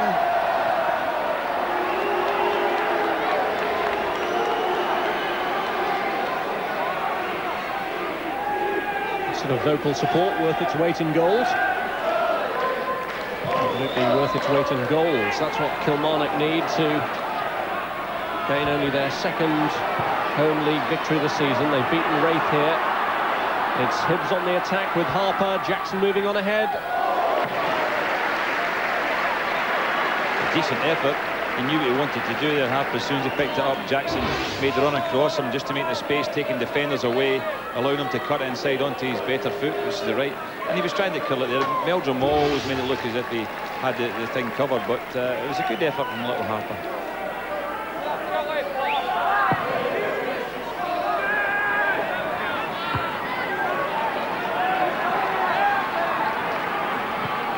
MacPherson, good long ball.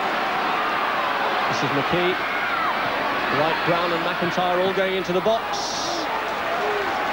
And they'll be joined by a few more now. Well, it's one of the few occasions when McKee has failed to deliver the crosses. He's put in some lovely balls tonight, but on that occasion hit the first defender, but it is a corner.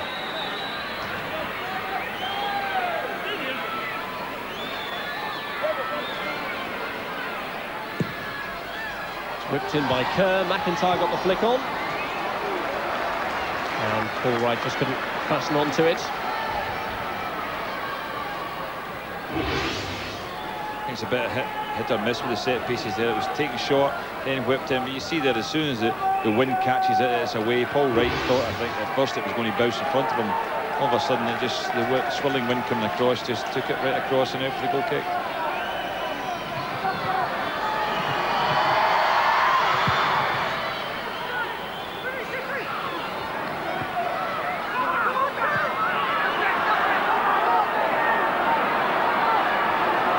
Donald.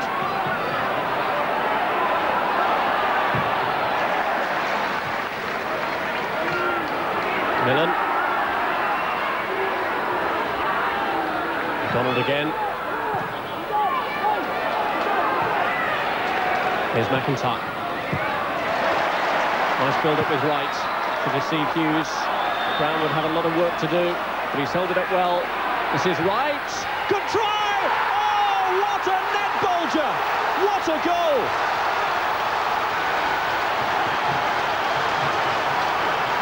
That's a stunning finish! Well, what a collection of goals we're building up tonight. Absolutely fantastic goal. And it all started very deep when Kilmarnock won the ball when Hibs won the attack. But as soon as that ball was played diagonally, Brown did well just to hold it up. And right, look at that finish there. 25, 30 yards. We mentioned before about the power he's got. His shot didn't need much lift back there. But he knew exactly what he wanted to do. And I mean, you'll hardly see a better goal anywhere than that. Jim Leighton, even a goalkeeper in his class, no chance whatsoever. He'd been threatening to do it all night, and now it has come right for Paul Wright. What a magnificent finish. The thing is, though, can Killie hold that lead? We've seen it go twice already. Hibs broke back quickly. And, you know, I'm certain Alec Totten's not too confident in that dugout, standing there at the moment, about his side's ability to hold on to it. But, I mean, that's three fantastic goals. If they don't win this game from this sort of position, you know, really... He has to look again at his lineup. I know he's short of players tonight, but they've been let down already by the defence on a couple of occasions.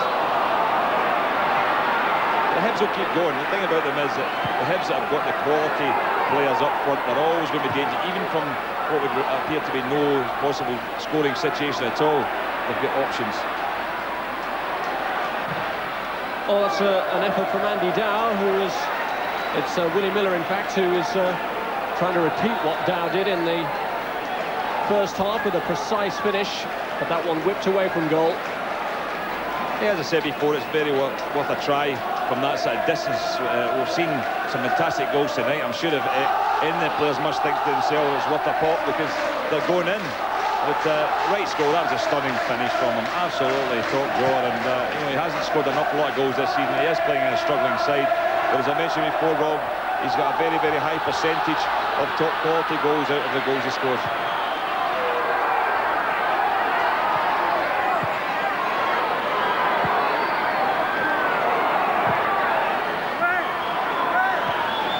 And I can't complain about the service they've had from the strikers tonight, Kilmarnock. Look at this for a goal, worth looking at again. Yeah, well, it was about the build-up too. It was a super build-up, but that is a fantastic strike. Well away from Jim Leighton. Jim Leighton's in exactly the right position. He should be maybe 6-7 yards off his line, but he'd no chance. Wright again doing damage to his former club. With a couple of goals, he knocked them out of the Scottish Cup last January at Easter Road. McIntyre seemed to be held there by Hughes. Wright looking to do it again. Was blocked off by Miller that time, didn't get such a clean sight of goal. What's Jockey Scott going to do to turn around this situation? It's an important match for him. He hasn't really got long to prove himself. You can see his side are making a decent battle of it in attacking terms. Dead level, in fact, in everything except goals.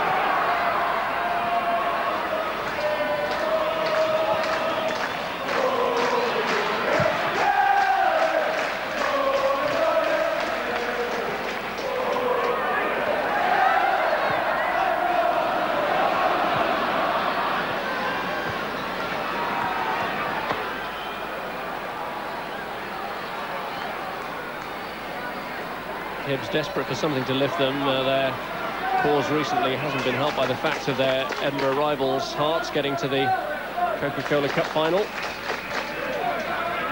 Hibs were knocked out by their opponents at Celtic Park, Rangers. The thing is, though, Hibs are above their rivals at the moment by a couple of points, and they'd obviously like to stay there.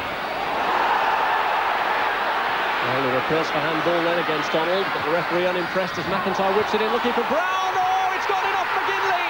It's an own goal by Pat McGinley!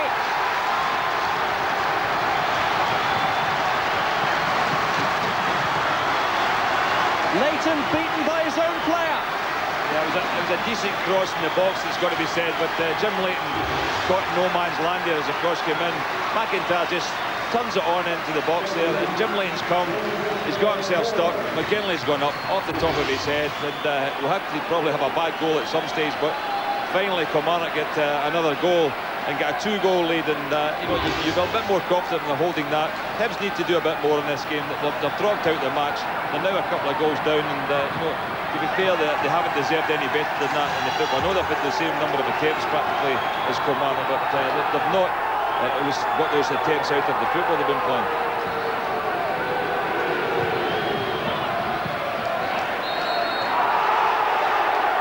Well, that's more of a cushion for Kilmarnock now.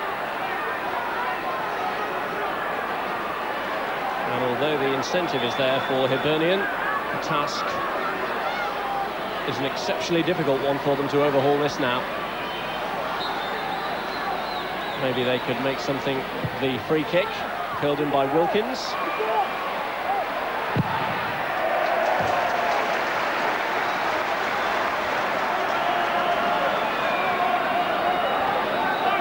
The unfortunate record for McGinley is that it's his second own goal of the season. He also put one in the net with his head against his old club Celtic.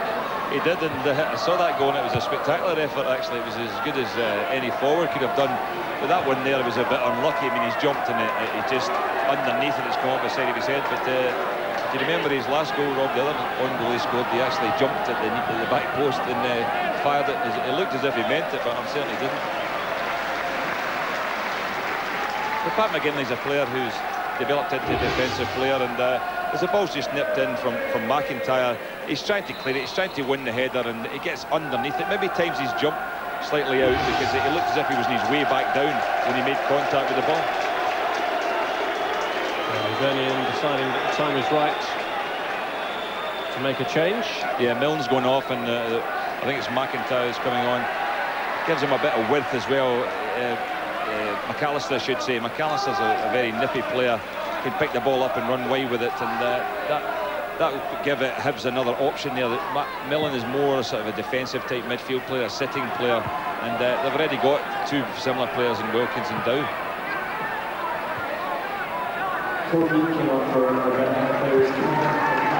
McAllister, very experienced player. The 34 next Friday.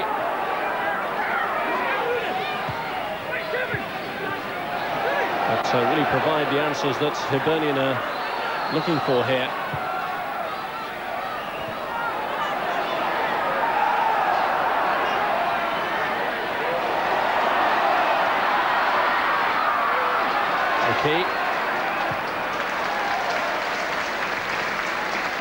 MacPherson. Findlay. But a good match, McKee, on that right side, whether he's come in off the wing or he's gone down the wide side, get the crosses in. He's been very effective, made very, very few mistakes. Sort of job that McKee's done for Kilmarnock that presumably they'll be hoping McAllister does for Hibernian. Now, he's just been involved in something of a tangle with Dylan Kerr, which the referee clearly saw. I wonder if he'll take further action against him once play stops. The referee did see it. A bit early after he's come on for him to start getting frustrated. But now that the ball is out, Willie Young is calling Dylan Kerr towards him. And he's the player who's been shown the yellow card for that little contretemps. Yeah, I think they missed the fact that I think McAllister reacted a bit to it as well, Kevin McAllister, but he was being held back by Kerr as he went to make a burst forward. I think that's why the Kilmarnock fans are trying to draw the referee's attention to that. There's McAllister. Turned across by Donald.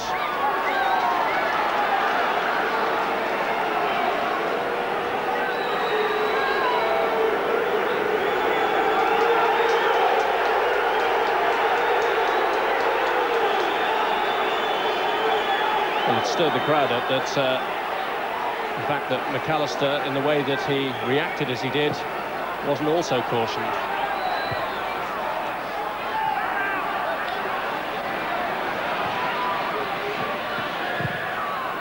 I think that the referee saw the incident, as you mentioned, Rob. I think that you know, the initial foul was from Kerr, holding McAllister back as he went to take a return pass. I think McAllister did react to it and lash out a little bit, but I don't think he made contact with Kerr. But I think that's what the Kilmarnock fans saw, just that aspect of it. First with the clearance.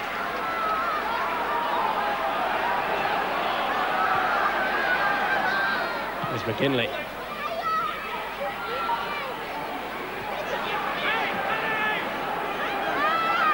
Miller. Kilmarnock pulling everybody back, defending in great depth. To the extent that it was Wright tidying it then.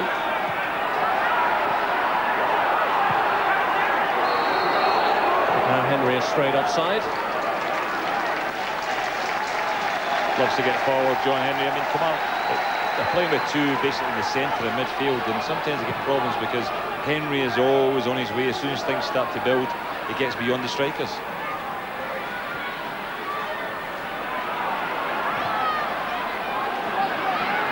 Hibs throwing everybody forward now. It's Donald down the left, calling for it. And it was giving him a lot of work to do. He's accomplished it though. Field by Miller towards Jackson. Anderson sticking tight to him. Here's McKee.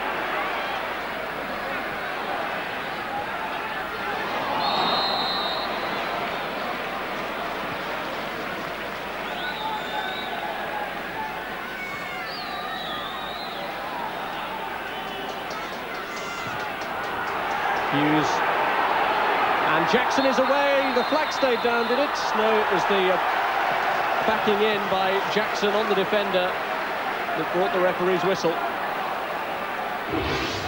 Some referees wouldn't give that. I mean, he does have a little nudge on him. He did that in the first half and got away with it and was through. I don't think there's much of a foul there. It's just enough to put Anderson off, but the referee decided on that occasion that Jackson had made a foul.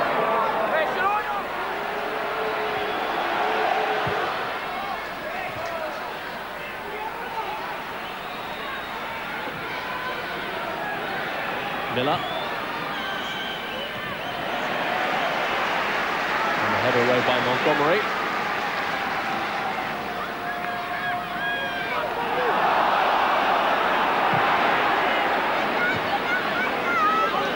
Down.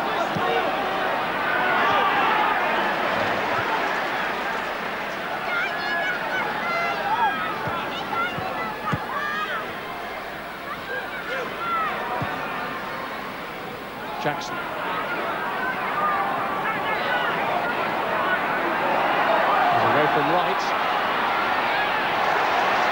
from Anderson.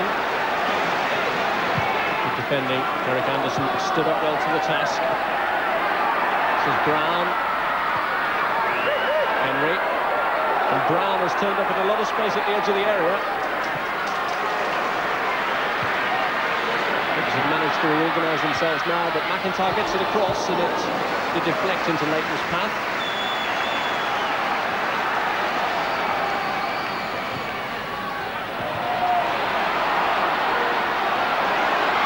Good burst on from MacPherson. It needed the right ball there to Tom Brown, and Darren Dodds was in the way of it.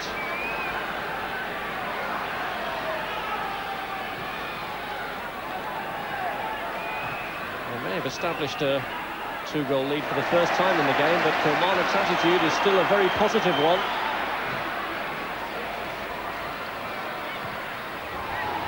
McKee. Miller kept his eye on it. Here's Findlay.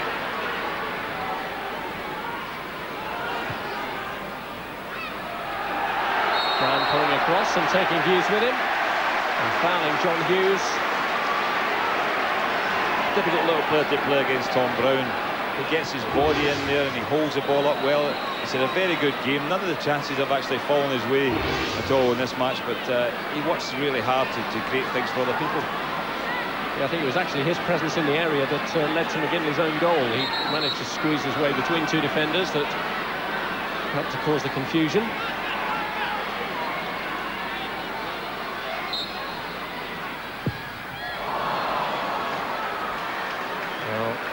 Hoping that McIntyre could slice that one in, but no wonder Alex Todd was furious. It was a wasted opportunity. Alex really shouldn't complain. The sort of quality of goals he's seen from his team tonight. McIntyre probably was deluding himself that everything that could be hit from that sort of range would go in. But I'm surprised that Wright wasn't round about that sort of free kick area as well, because he's normally very good from those sort of angles too.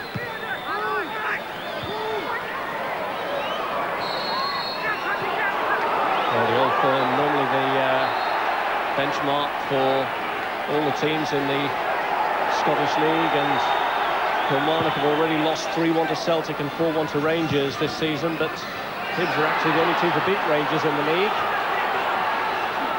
But not much has gone right for them since. In fact, the only two clubs they've beaten at home this year are the top club and the bottom club, Wraith and Rangers.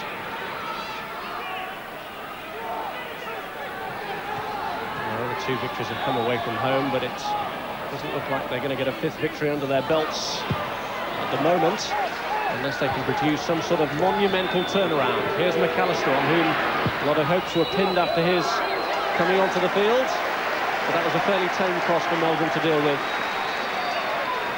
I think he probably would have wanted a striker getting across the front of the keeper. That's all you really call for when you're crossing the ball in from very, very wide area. You're hoping that the last thing the keeper will just come and take an easy catch. You want one of your strikers in there putting him under pressure.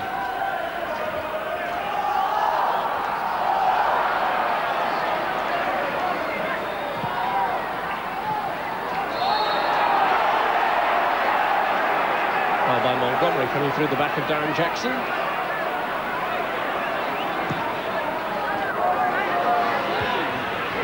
Wilkins untypically giving possession away with a free kick, but Kerr gets clear. And then giving away the free kick. One of the problems Hibs have had really is that although Jackson Harper are working really hard, they've not really had a lot of support from the midfield. Ray Wilkins is the sitting type player, but Dow hasn't got forward enough. Millen, when he was on, didn't get forward enough to support Jackson Harper. They're more or less left to do it all on their own. Balls played long into their feet. He's provided some quality service from that side tonight. He's picked out Wright. This is McIntyre. McKee coming in and headed away by Andy Dow. Henry giving chase.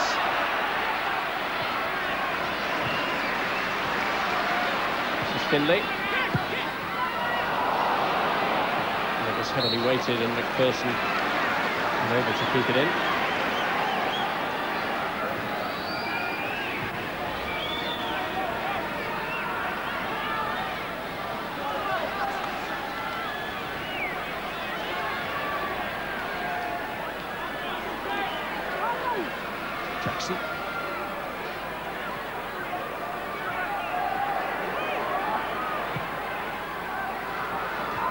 away by Dodds. This is Montgomery. Meldrum, the goalkeeper, will be delighted as anyone with the turnaround. And he's played his part as well since the misjudgment that led to the goal. I mean, you think back now how crucial that save was from Darren Jackson towards the end of the first half.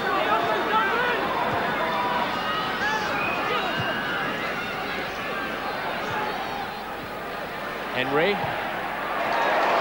Looking to slip it through to McIntyre. Donald should have it covered. Made too much of it. This is McIntyre looking for support. He's got the support from Wright, and he just hesitated too long.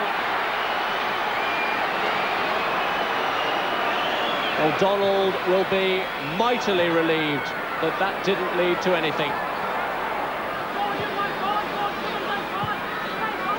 Eventually redeemed himself, but that was a really worrying time again for Hibs. As if they hadn't had enough before that. Well, McIntyre could have put it really beyond Hibs. Bad mistake by young Graham Donald there. He really should have cleared these lines, but fell over at the crucial moment. But McIntyre dwelled on it far too much, gave him an opportunity to get back. I don't think it was a penalty. I think he just nudged the ball away before he made contact with the player.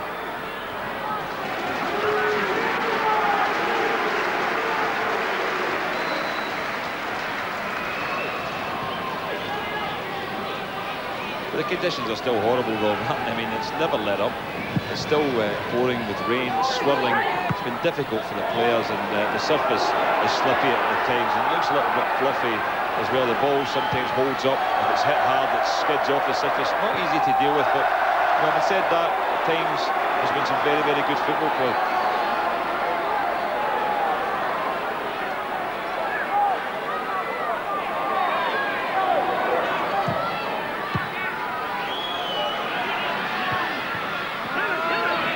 Donald. Findlay. This is Anderson. Let's play from McIntyre. And hit it straight into Brown's path, and it might still come to something. That was a good layup from Wright. Brown pulling it back from McIntyre. He's ridden Wilkins' challenge. And that dropped just too short for Dylan Kerr. Some neat build-up against from Kilmarnock. This is McAllister looking for Harper. He peeled away. Guess MacPherson it was who stood up well to the cross. Kerr launching it. And although Dodds had missed, Miller was the insurance cover.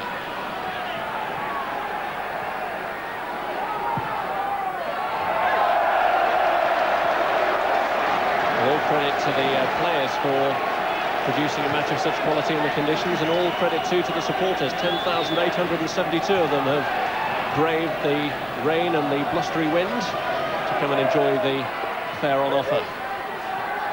It's a very good crowd, and we also know, Rob, that somebody's going away home here very happy tonight as well. A half-time draw, a car, the prize for the winning number, and we saw some tremendous celebration scenes at half-time when a young gentleman went down and picked up a brand new car.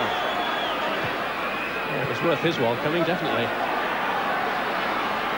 And if he's a Kilmarnock supporter, which I'm sure he was, then it would have been a doubly good night for him.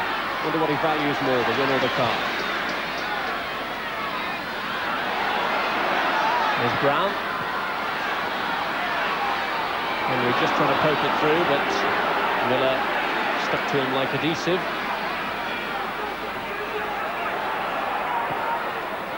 Findlay feeding McAllister.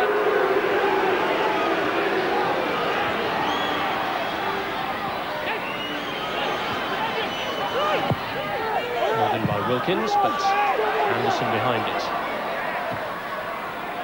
Quality of the service from this flank from Hibernian hasn't been half as effective as Kilmarnock have managed to provide in the form of McKee. Now going for another pot shot, but this time Meldrum was between the sticks.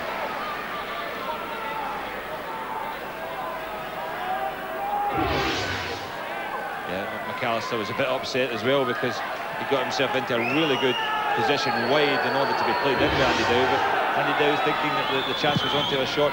Saves at a position where McIntyre scored from in the first half, so I suppose he felt it was worth a goal. Now McIntyre through again, chance for the fifth! Well, they were already celebrating once it had left his boot, and they can't believe that it missed the target. Well, I can't believe it either, the angle that we're at. It looked as if it was going in all the way. Superb little ball through to him, and he did everything right.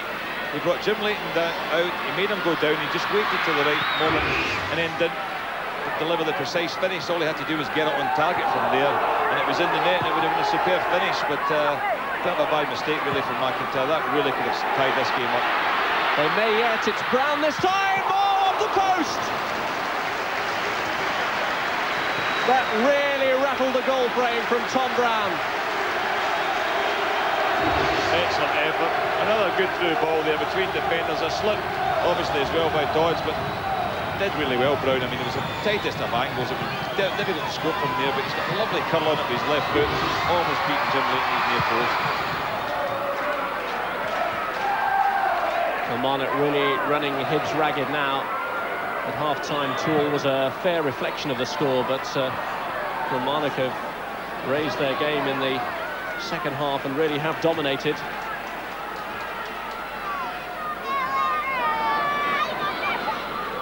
And with 14 minutes still left, you wouldn't bet against them adding a further crowning glory to an already emphatic scoreline.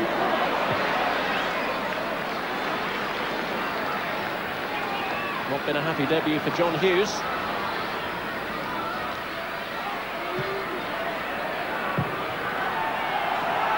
Well, the flag was very late going up.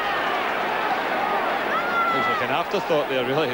I mean, we're looking at it, he wasn't giving it, the ball was played long, and all of a sudden, when they were well beyond it, and Harper's looking along the line, sees no flag up, then decides to run, the linesman decided to give it. But McIntyre's finish there would have been an excellent goal, and it was a good little build-up, smashing little ball played through, in behind the defender, and you know, the lad knew exactly what he was doing there. He drew Jim Leighton, he let him go down, as I said, and just didn't deliver the precision. Henry! A bit further off target from John Henry. He got himself in a good position again, but he was always falling over, snatching at it really. Not the sort of finish that he would have liked, but I think maybe he could have taken the ball on a bit and taken it further in there.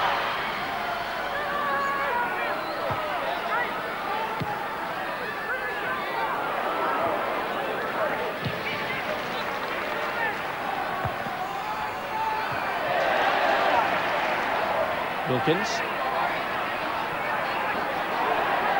McKinley under pressure.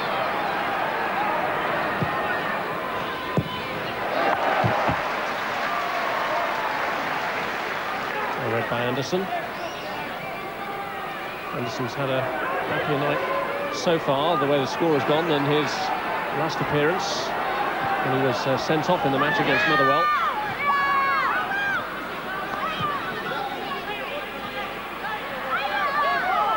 Kilmarnock, who started the season so well with victory at Hibernian, could kick-start their season now if they can hang on to this victory. They started the match 4 points above the bottom club rate, so clearly they'll open up a greater gap over them, and one behind Dundee United, the team just above them. So the men from Tannadice look set to be leapfrogged tonight.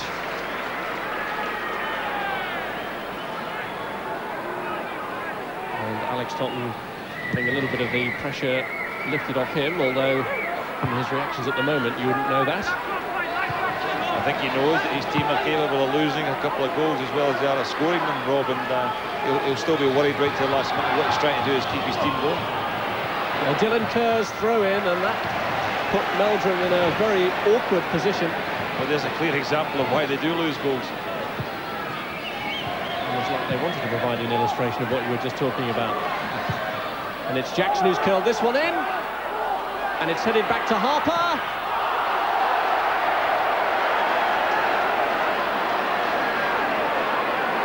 Lashed wide by Kevin Harper. Killie putting themselves in trouble again, but not quite clean the lines. I think Harper would have liked to have done a lot better there. It was well wide. He didn't get the curl on it from the inside of his foot, he would have wished, but it was a decent opportunity too, because he timed to steady himself and pick his spot. McKinley, who got up to the initial header, would have been happy to cancel out the memory of his previous contribution, an own goal. They're involved in a bit of a confrontation now with MacPherson.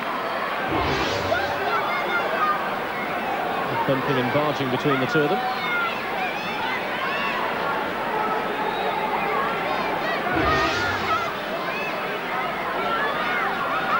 MacPherson giving away the free kick. And God's header doing no real harm to the Kilmarnock defence.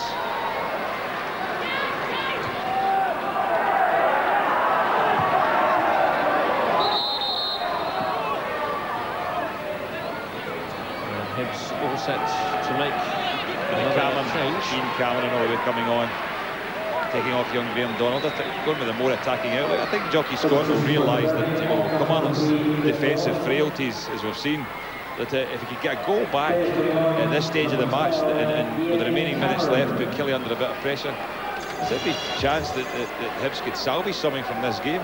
But they have to get themselves going soon, and they have to get a goal back very early in order to do that. But that is the reason why Alec Totten is you know, still looking a worried man at this stage.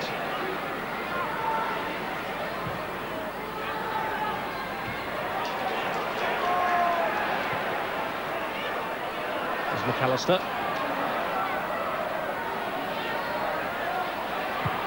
Five Hibs players were waiting in the box, and it was Anderson who got to it first. Wilkins. Well, Montgomery came back and played them onside. McGinley! And he was well blocked by MacPherson. How dearly McGinley would love a goal. A super job there. MacPherson's a great ball in from Ray Wilkins. Did very well to get the ball played in. Montgomery could only just head it against McGinley there, and the keeper was out quick. And a penalty for a push on Hughes. Willie Young right on the spot to see it as the corner was floated in. John Hughes went down. The referee points to the spot, and suddenly a moment of opportunity for Hibs. It's amazing how Kilmarnock get themselves into trouble. I think it was a handball more than anything else. I'm not so sure it was a push. It looked like a handball from Anderson. Well, whatever, here is Darren Jackson's moment to provide a route back into this game for Hibernian. Anxious moments for the young goalkeeper. And it's saved! And now Meldrum has fully exorcised the ghosts of that first half goal he gave away.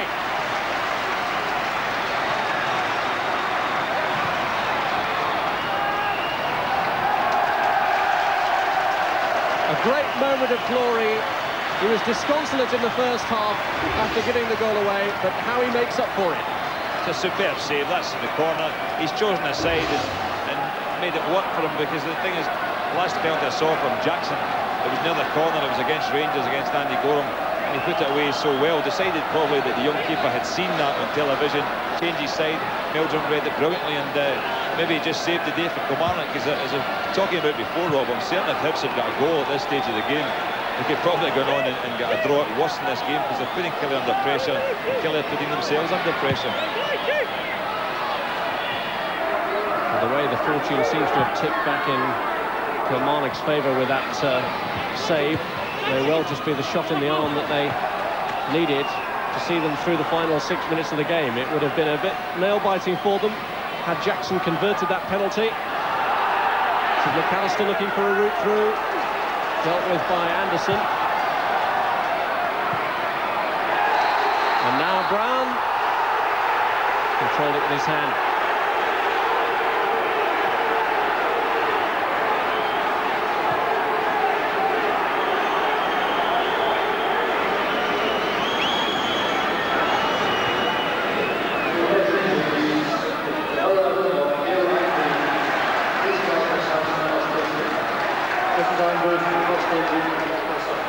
Here's McIntyre.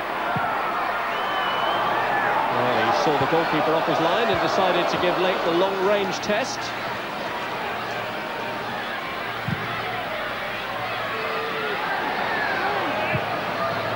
try to attempt to catch the goalkeeper by surprise. in by McIntyre, but to Wilkins' benefit.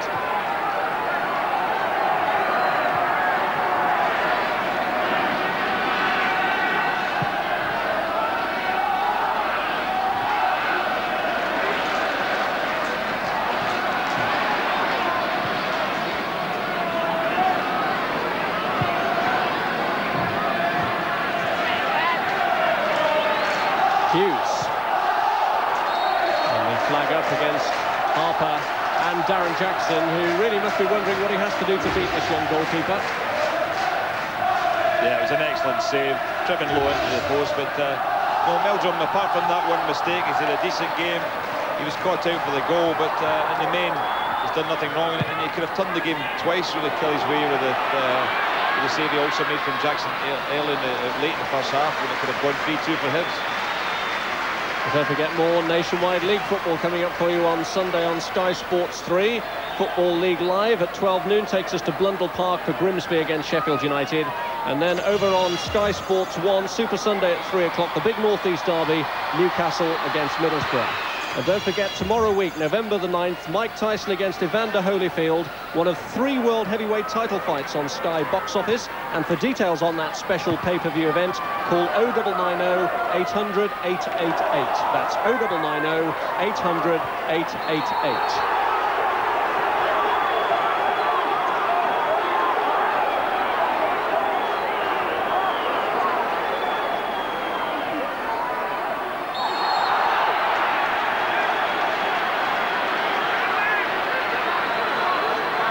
Who switched to the right-hand side in the reorganisation since the departure of Donald.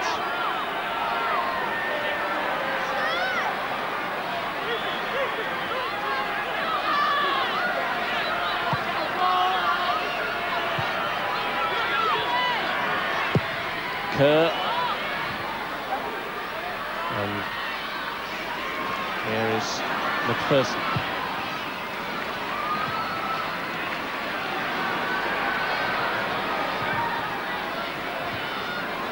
There's clearance. Henry looking to control it. Looking to work her way through.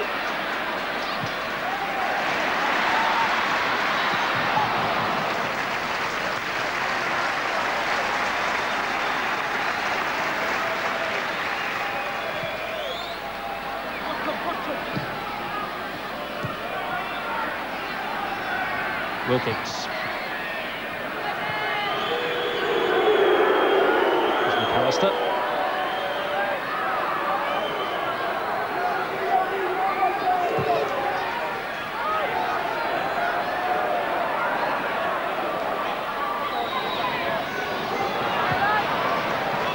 Here's Anderson.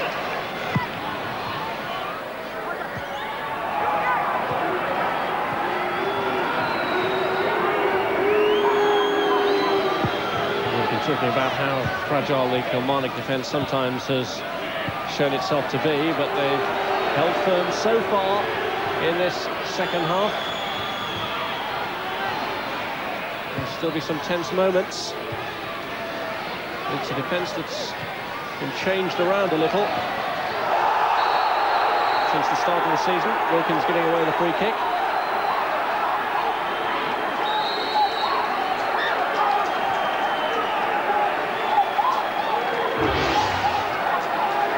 Well, I think they always say it was a late challenge that Ray got there as quickly as he could. I think that's the old legs surfing there, making the challenge. Had to be made, he didn't quite make it, but even at the best of friends. John Henry going off. They started the game for Killie with that marvellous goal. He's off. Reilly's coming on, who's more of a defensive type midfield. But I think Killie just wanted to shut up shop. These last remaining minutes, give nothing away. Reilly, a converted left-back who has more recently played in midfield. Oh, that's a missed kick by Miller, which is set right through. And Brown available if he can pick him out. Goes instead to McKee. And the header clear relieves the pressure.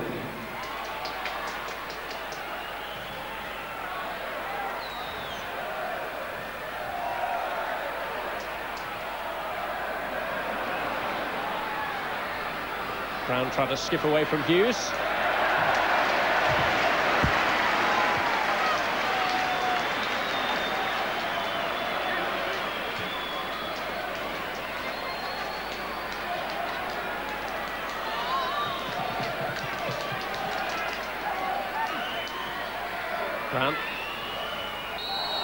Challenged by Hughes, giving away the free kick.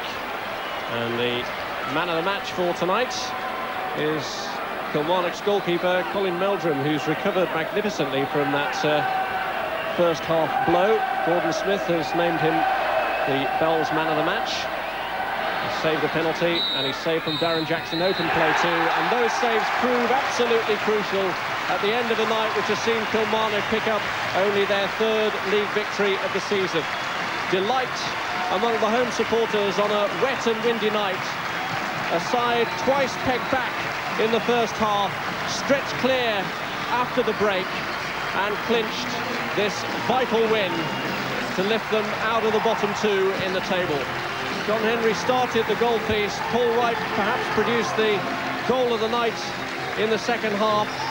Henry's goal initially cancelled out by Harper, then McIntyre's by Andy Dow in the sluggish defensive setup that pulled Hibs back into the game.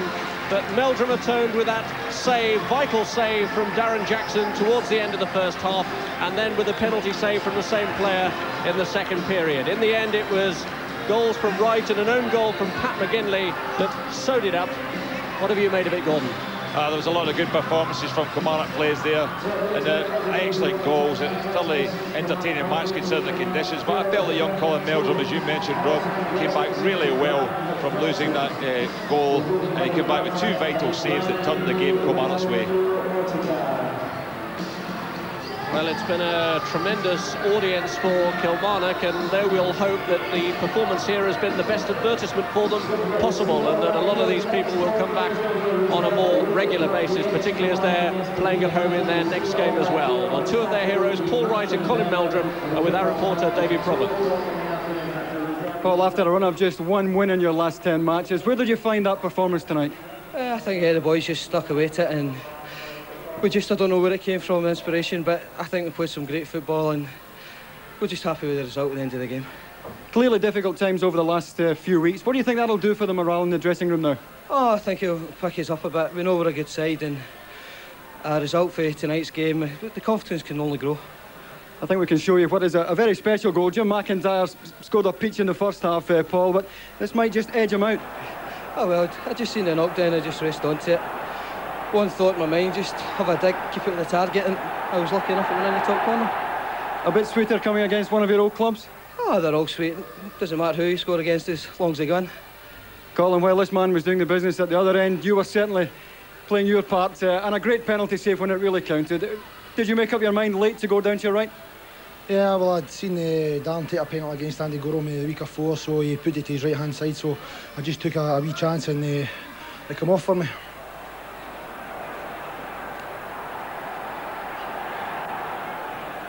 Yeah. Crucial moment, Colin, and it's one that obviously might just get you an extended run in the side. Well, let's hope so, yeah. Just need to wait and see. It's been a good night for you, a win bonus, you're man of the match, and you get a bottle of champagne for that as well. Well done. Yeah, thanks so much. Thanks. Well done, the young Meldrum, and well done to Kilmarnock. Possibly their best night of the entire season so far. Lots to come. The thoughts of Charlie Nicholas when we come back.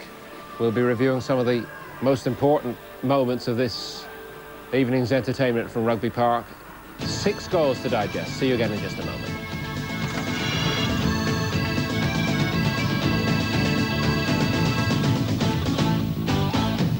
Tonight at Rugby Park, we've seen plenty of goals, 6 of them. And the 3 points go to Kilmarnock. It finished 4-2, 22 attempts on goal. Hibs actually with the majority of the shots on target. 9 corners in the game.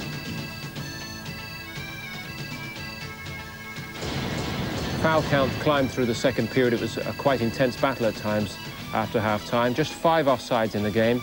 Dylan Kerr of Kilmarnock and Andy Millen of Hibs were the men booked. The bulk of the play in the first period concentrated in the middle third of the park. In the second period, a little more evenly spread, reflecting the way it went end-to-end, perhaps. And 10,872 watched it on a dirty old night in Kilmarnock, but they had lots and lots of entertainment. Here's the winning boss, Alec Totten, with Davy Provan. Alec, you've just left your players in the dressing room. What did you say to them on full-time? Well, before the game, I said to them, they're the stage. go and play, you know, show the country how good you are, because I've had faith in them. I brought most of the boys here, and I thought tonight was a wonderful performance and a tremendous result. I mean, look at the game in Scotland, the game in England, but I don't think you'll get goals better anywhere. I thought they were well worked and very well taken. Now, you took a big decision tonight to leave Dragan Jelekovic out and bring Colin Meldrum in. How justified was that given his performance? Well, I thought it was a great performance because of the lad's only 20. I say Scotland's current under-21 international goalkeeper. He's had about half a dozen games in the first team, but he's been playing very well in the reserves. I felt it was due his chance tonight. I think the young lad he took it. It's been a difficult start for you this season. Do you think this result tonight can kick-start you? Well, that's what I've said to them just now. You know, they've got the faith in themselves. I've also faith in them, you know, so it's up to them to start climbing that league. But I think they proved to everyone tonight they are a good side. I've been saying that for a long, long time, Davy. They're a good side, Kilmarnock. As one leading journalist said, out with Old Firm, Kilmarnock are probably the best footballing team in the country. I think they proved that. So we've got to start climbing that league because the players are there. But tonight I was delighted for them and also our fans because they've been suffering and with the results. But I think we proved to them as well that we are a very, very good side. Crowd of nearly 11,000 here tonight as well. How much do the players appreciate the backing they got tonight? Well, you played with Kilmarnock, Davey, you know, it's a tremendous club this, you know, and the fans have been tremendous to me and the team. They've encouraged us all the time, and it was a wonderful support considering it was a dreadful night, and they played their part as well, encouraged the team from start to finish, but the boys really responded on the park with some great football and tremendous goals. Well enjoyed it, Alec. Thanks for your time. Thanks, Davey. Thank you very much. He has reason to be pleased with himself. Is this a brave manager? Kilmarnock are down the bottom of the table. His job apparently doesn't appear all that secure, and yet he's got his team playing football of the quality we've seen tonight. Yeah, but that's his character in the game. He's always been the type of man who believes in passing football. And, you know, his team show they are very vulnerable at the back because they take crazy decisions sometimes. And they look disorganised at times, I suppose, but, you know, they can score spectacular goals we've seen tonight, and they play entertaining football, they certainly do. Before tonight, they'd only scored 6 times at home. Then this happened. Well, it was a game going nowhere, but the quality of Paul Wright and then a great finish from Henry. But this really got the game going, didn't it? We thought this could be, you know, a bit of a drag of a game. The conditions were going to dictate to us. But once that goal, I mean, that was a good combination there. 1-0. Latest, no chance. Absolutely no chance. But fair play to Hibernian in this first half, Charlie. They certainly gave us good as they were getting, didn't they? And it wasn't too long before they were back level. And a player you talked about before the game showed his alertness in the box here. Yeah, well, as I say, it's agility here. He's just got to steer it into the corner. The header's coming down off the greasy surface, so he can't get his body over it. There you go. He's just steered it, a little bit of spin, and it's a lovely finish. Very nice. Kevin Harper for 1-1. Yeah. As Ray Wilkins would say, it was a super finish. Yes, indeed. You were talking just a moment ago about perhaps laxness at the back on Kilmarnock's part. Was there a case in point there? I didn't really think so. I think the challenge for the header was they should have reacted better, but this happens in the conditions we were playing in tonight. A brave manager to pick 3 forwards, Alex Totten, and they all got among the goals. Well, they were all busy. Certainly Tom Brown, who was influential in the 4th goal, but that's McIntyre. McIntyre, a player who I like. Been a good buy, but this is his first goal, which surprises me because he's got quality. But he's looked up. But I think Jim Leighton will be disappointed with his position in there, it's got to be said. How about the conditions? Would that be a mitigating factor? Yeah, I think, as you see here, it gathers a bit of bend, and I think that's really the wind which has confused Jim Leighton. We weren't finished with the goals in the first half, even at this stage. Nope. And how about this for a quality piece of finishing at the other end by Andy Dow? Well, it's a chance. Jackson shows his pace. Young goalkeeper, probably the one mistake he made all night. I just thought here he could maybe have went in through selling the ball, but Andy Dow, absolute precision, wonderful weighted a little chip into the goal. Could have been so easy just to blast this, and he's picked his spot, and he couldn't have picked any sweeter. How much did you feel for the young goalkeeper making a mistake like that? Oh, well, that's the game. He's made a bad decision. If you make a bad decision as a goalkeeper, you're punished, and he probably quite rightly got punished. To be fair. What was the lesson that particular incident will hopefully teach him? When you come in as a youngster, you just got to play with common sense. Keep it simple. Don't overcomplicate anything, and find your feet. And he gave himself a problem there. You said there would be more goals in the second half, and you were absolutely right. But Kilmarnock did take a stranglehold on the game after half-time, didn't they? Yes, they did, but they deserved. I mean, this is absolutely blistering shot from Paul Wright. We know he can do this, but it was a build-up. It was a great build-up down the left. Brown did well, but there's only one thought in his mind, as he told us, and he's found the top corner again. And This was just so typical of this match. It demanded great goals. As well as the quality of the strike, what pleased you so much about the build-up before it, Charlie? Well, the passing movements. Wright was influential with a 1-2 with McIntyre. The runs made by Brown. Brown's clever enough to hold it up. And then suddenly, you know, he's punished him with a blistering shot. OK, we'll come back to the highlights of the game in just a moment or two, Charlie, but let's get a word with the Hibs boss, Jockey Style. Jockey, Hibs appeared to be right in this game up until half-time, and then the wheels seemed to come off in the second half. Where do you feel it went wrong for you? Well, in the first half, we sat off them far too much. In the second half, we lost 2 bad goals. But in saying that, we lost 4 bad goals.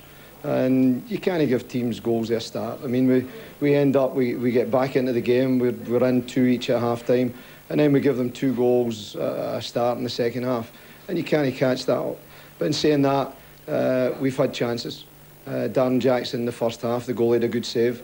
The second half, Pat McGinley near the end, penalty kick, the goalie has another good save.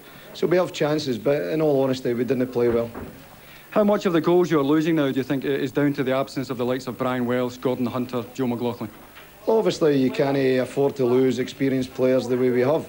But in saying that, the goals we've lost defensively are really poor. Players not getting picked up, players not getting shut down quick enough. An own goal. I mean, you can't legislate for things like that. I mean, it doesn't matter what tactical stuff you do, what team you put out or what system you play. If the players end up giving away goals like that, then you're going to lose games. You now have a 15-day break until your next match. Is that a welcome rest given the injury problems you have? Yeah, it's a welcome day, welcome rest, and with the injuries, hopefully they'll get better. It's also a welcome rest in the fact that we've lost 2 games now and we've lost 8 goals in 2 games. So it gives us a chance to work on things and try and tighten things up before the next game. Thanks for your time, Jockey. OK, welcome. Yes, as he suggested, pretty unfortunate at the back second half, and in particular for Pat McGinley, Charlie. He's done this before this season. He did it against Celtic at Celtic Park. Jim Leighton's really caught here. I don't blame the goalkeeper, to be honest, because I think even if he stays in his line there, that header would still beat him. I think the defender behind, I think, is it Darren Dodds?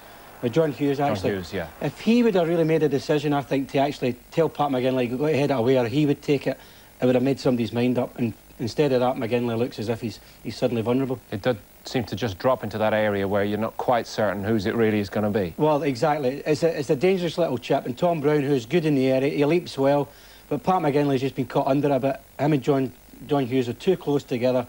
They needed a bit more space for somebody to take the initiative, really. At that point, did you see Hibernian getting away back into the game? No, I didn't, actually. I felt there was still more goals in it. I mean, although we had the penalty save. But in saying that, I didn't really. I thought Kilmarnock were playing with a nice discipline and a nice patience, and they were playing lovely passing movements, and I thought they could have scored again, to be fair. Nonetheless, Hibs did get a break in front of goal because there was this penalty decision. Didn't seem too much dispute about it either. No, there wasn't. I mean, the referee does very well because he's at a bad angle. He's right behind Anderson. But as we've seen it correctly, but the young keeper, he had an excellent save at 2-2 against Jackson, and he's done it again. Because I think if Hibs would have scored, you just never know. Pat McGinley, I think later on, had another chance. Gordon suggested that it was a victory for a young keeper doing his homework before the game. He's probably had a look at Jackson's style and technique. I would say so, yeah. Most of these penalties, when he's successful, he slams to the keeper's left. And I think the ones that he has missed is went to the keeper's right, so he's done his homework. All right, Charlie, let's take a little look, shall we, at the league table after this important win for Kilmarnock. Rangers and Celtic are playing over the weekend. Celtic playing Aberdeen, in fact. So Hibs have lost a little ground now. They were hoping to put pressure on the top sides. Still in 4th spot. And Kilmarnock move up 1 place. They're 8th tonight. And they move on to 11 points. Now, first up on Hibs, Charlie. Yep. Do they need to sort out this management situation? Yeah, they do. For me, they have to do it now. It has to be done within the next couple of weeks. They tried for Alec McLeish. It wasn't successful. I think now is the time they make up their mind and they get a bit of stability, because the current board are doing excellent. Their finances are in good order. They should make a decision for and what about Kilmarnock? Can they get out of trouble? I think they can if they keep playing like that. The problem being with Kilmarnock is as soon as you lose goals in terms of advantage, when they go behind rather than level, they seem to lose their place, they lose their discipline, and they go completely lose their bit. But I think they'll get there. How do you see Celtic against Aberdeen? One of the massive game. It's a massive game for Celtic and Aberdeen. Celtic win, major gap between the top 2 again. Aberdeen have to come and try and get something. But Celtic without Van Hooijdonk and Andy Tom, and I think Cadet's still missing. It's a lot of firepower to be missing. And Rangers, it's a top against bottom game away to Wraith Rovers, yeah, aren't I they? think Wraith are already in trouble, to be honest. I think they lack confidence. They really need a major lift. This could be the one for them tomorrow, but I think Rangers have got over the necessary problems that they had. It's a nice situation for Rangers to be in, Charlie, when they've had such a bad time in Europe yet again this week, that they can come back to a game where they're obviously hot favourites to take the league points. Well, it is. I think the big turnaround came really last week when we did them against Dunfermline in the semi-final. That lifted the spirits, got them into their first cup final again, and they had a decent performance, it must be said, in Europe during the week. So they're back in it.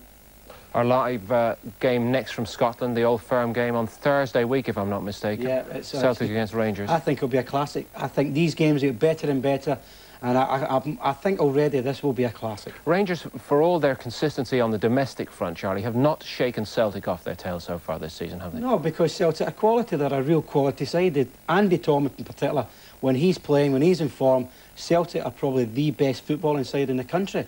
But, you know, Rangers keep getting results, especially when they go to Celtic Park.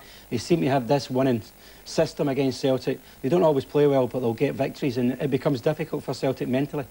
At the other end of things now, we've seen Kilmarnock play so well tonight and collect the 3 points. How do you see the season developing in the relegation battle? Well, it's getting tight. I mean, there you have Hibs, I think, sitting in 4th position with 14 points, just 3 ahead of Kilmarnock. So that's how tight the situation is. And Dundee United are sitting there just a couple of points behind and 9 points. So you're sitting with a very, very tight middle to bottom of the league. So it's going to be a scrap, what, week by week, through to the I think it's last going to be few weeks. Every week is going to be a scrap, and I think there could be 4 or 5 all fighting it out. Are Kilmarnock good enough to get out of trouble on the basis Yes, of if they believe themselves enough, as the manager says, I think they are. And therefore that would put which teams under the most pressure for you? Well, I think Wraith Rovers are certainly under pressure, but it's a toss of a coin. You could throw a blanket over 4 teams. All right, Charlie, thanks very much for your company tonight. Pleasure. Nice to see you again. And that's about it from us for now. Hope very much you've enjoyed the Scottish football. Hibernian have their problems, but Kilmarnock seem to be getting it right. Bye for now.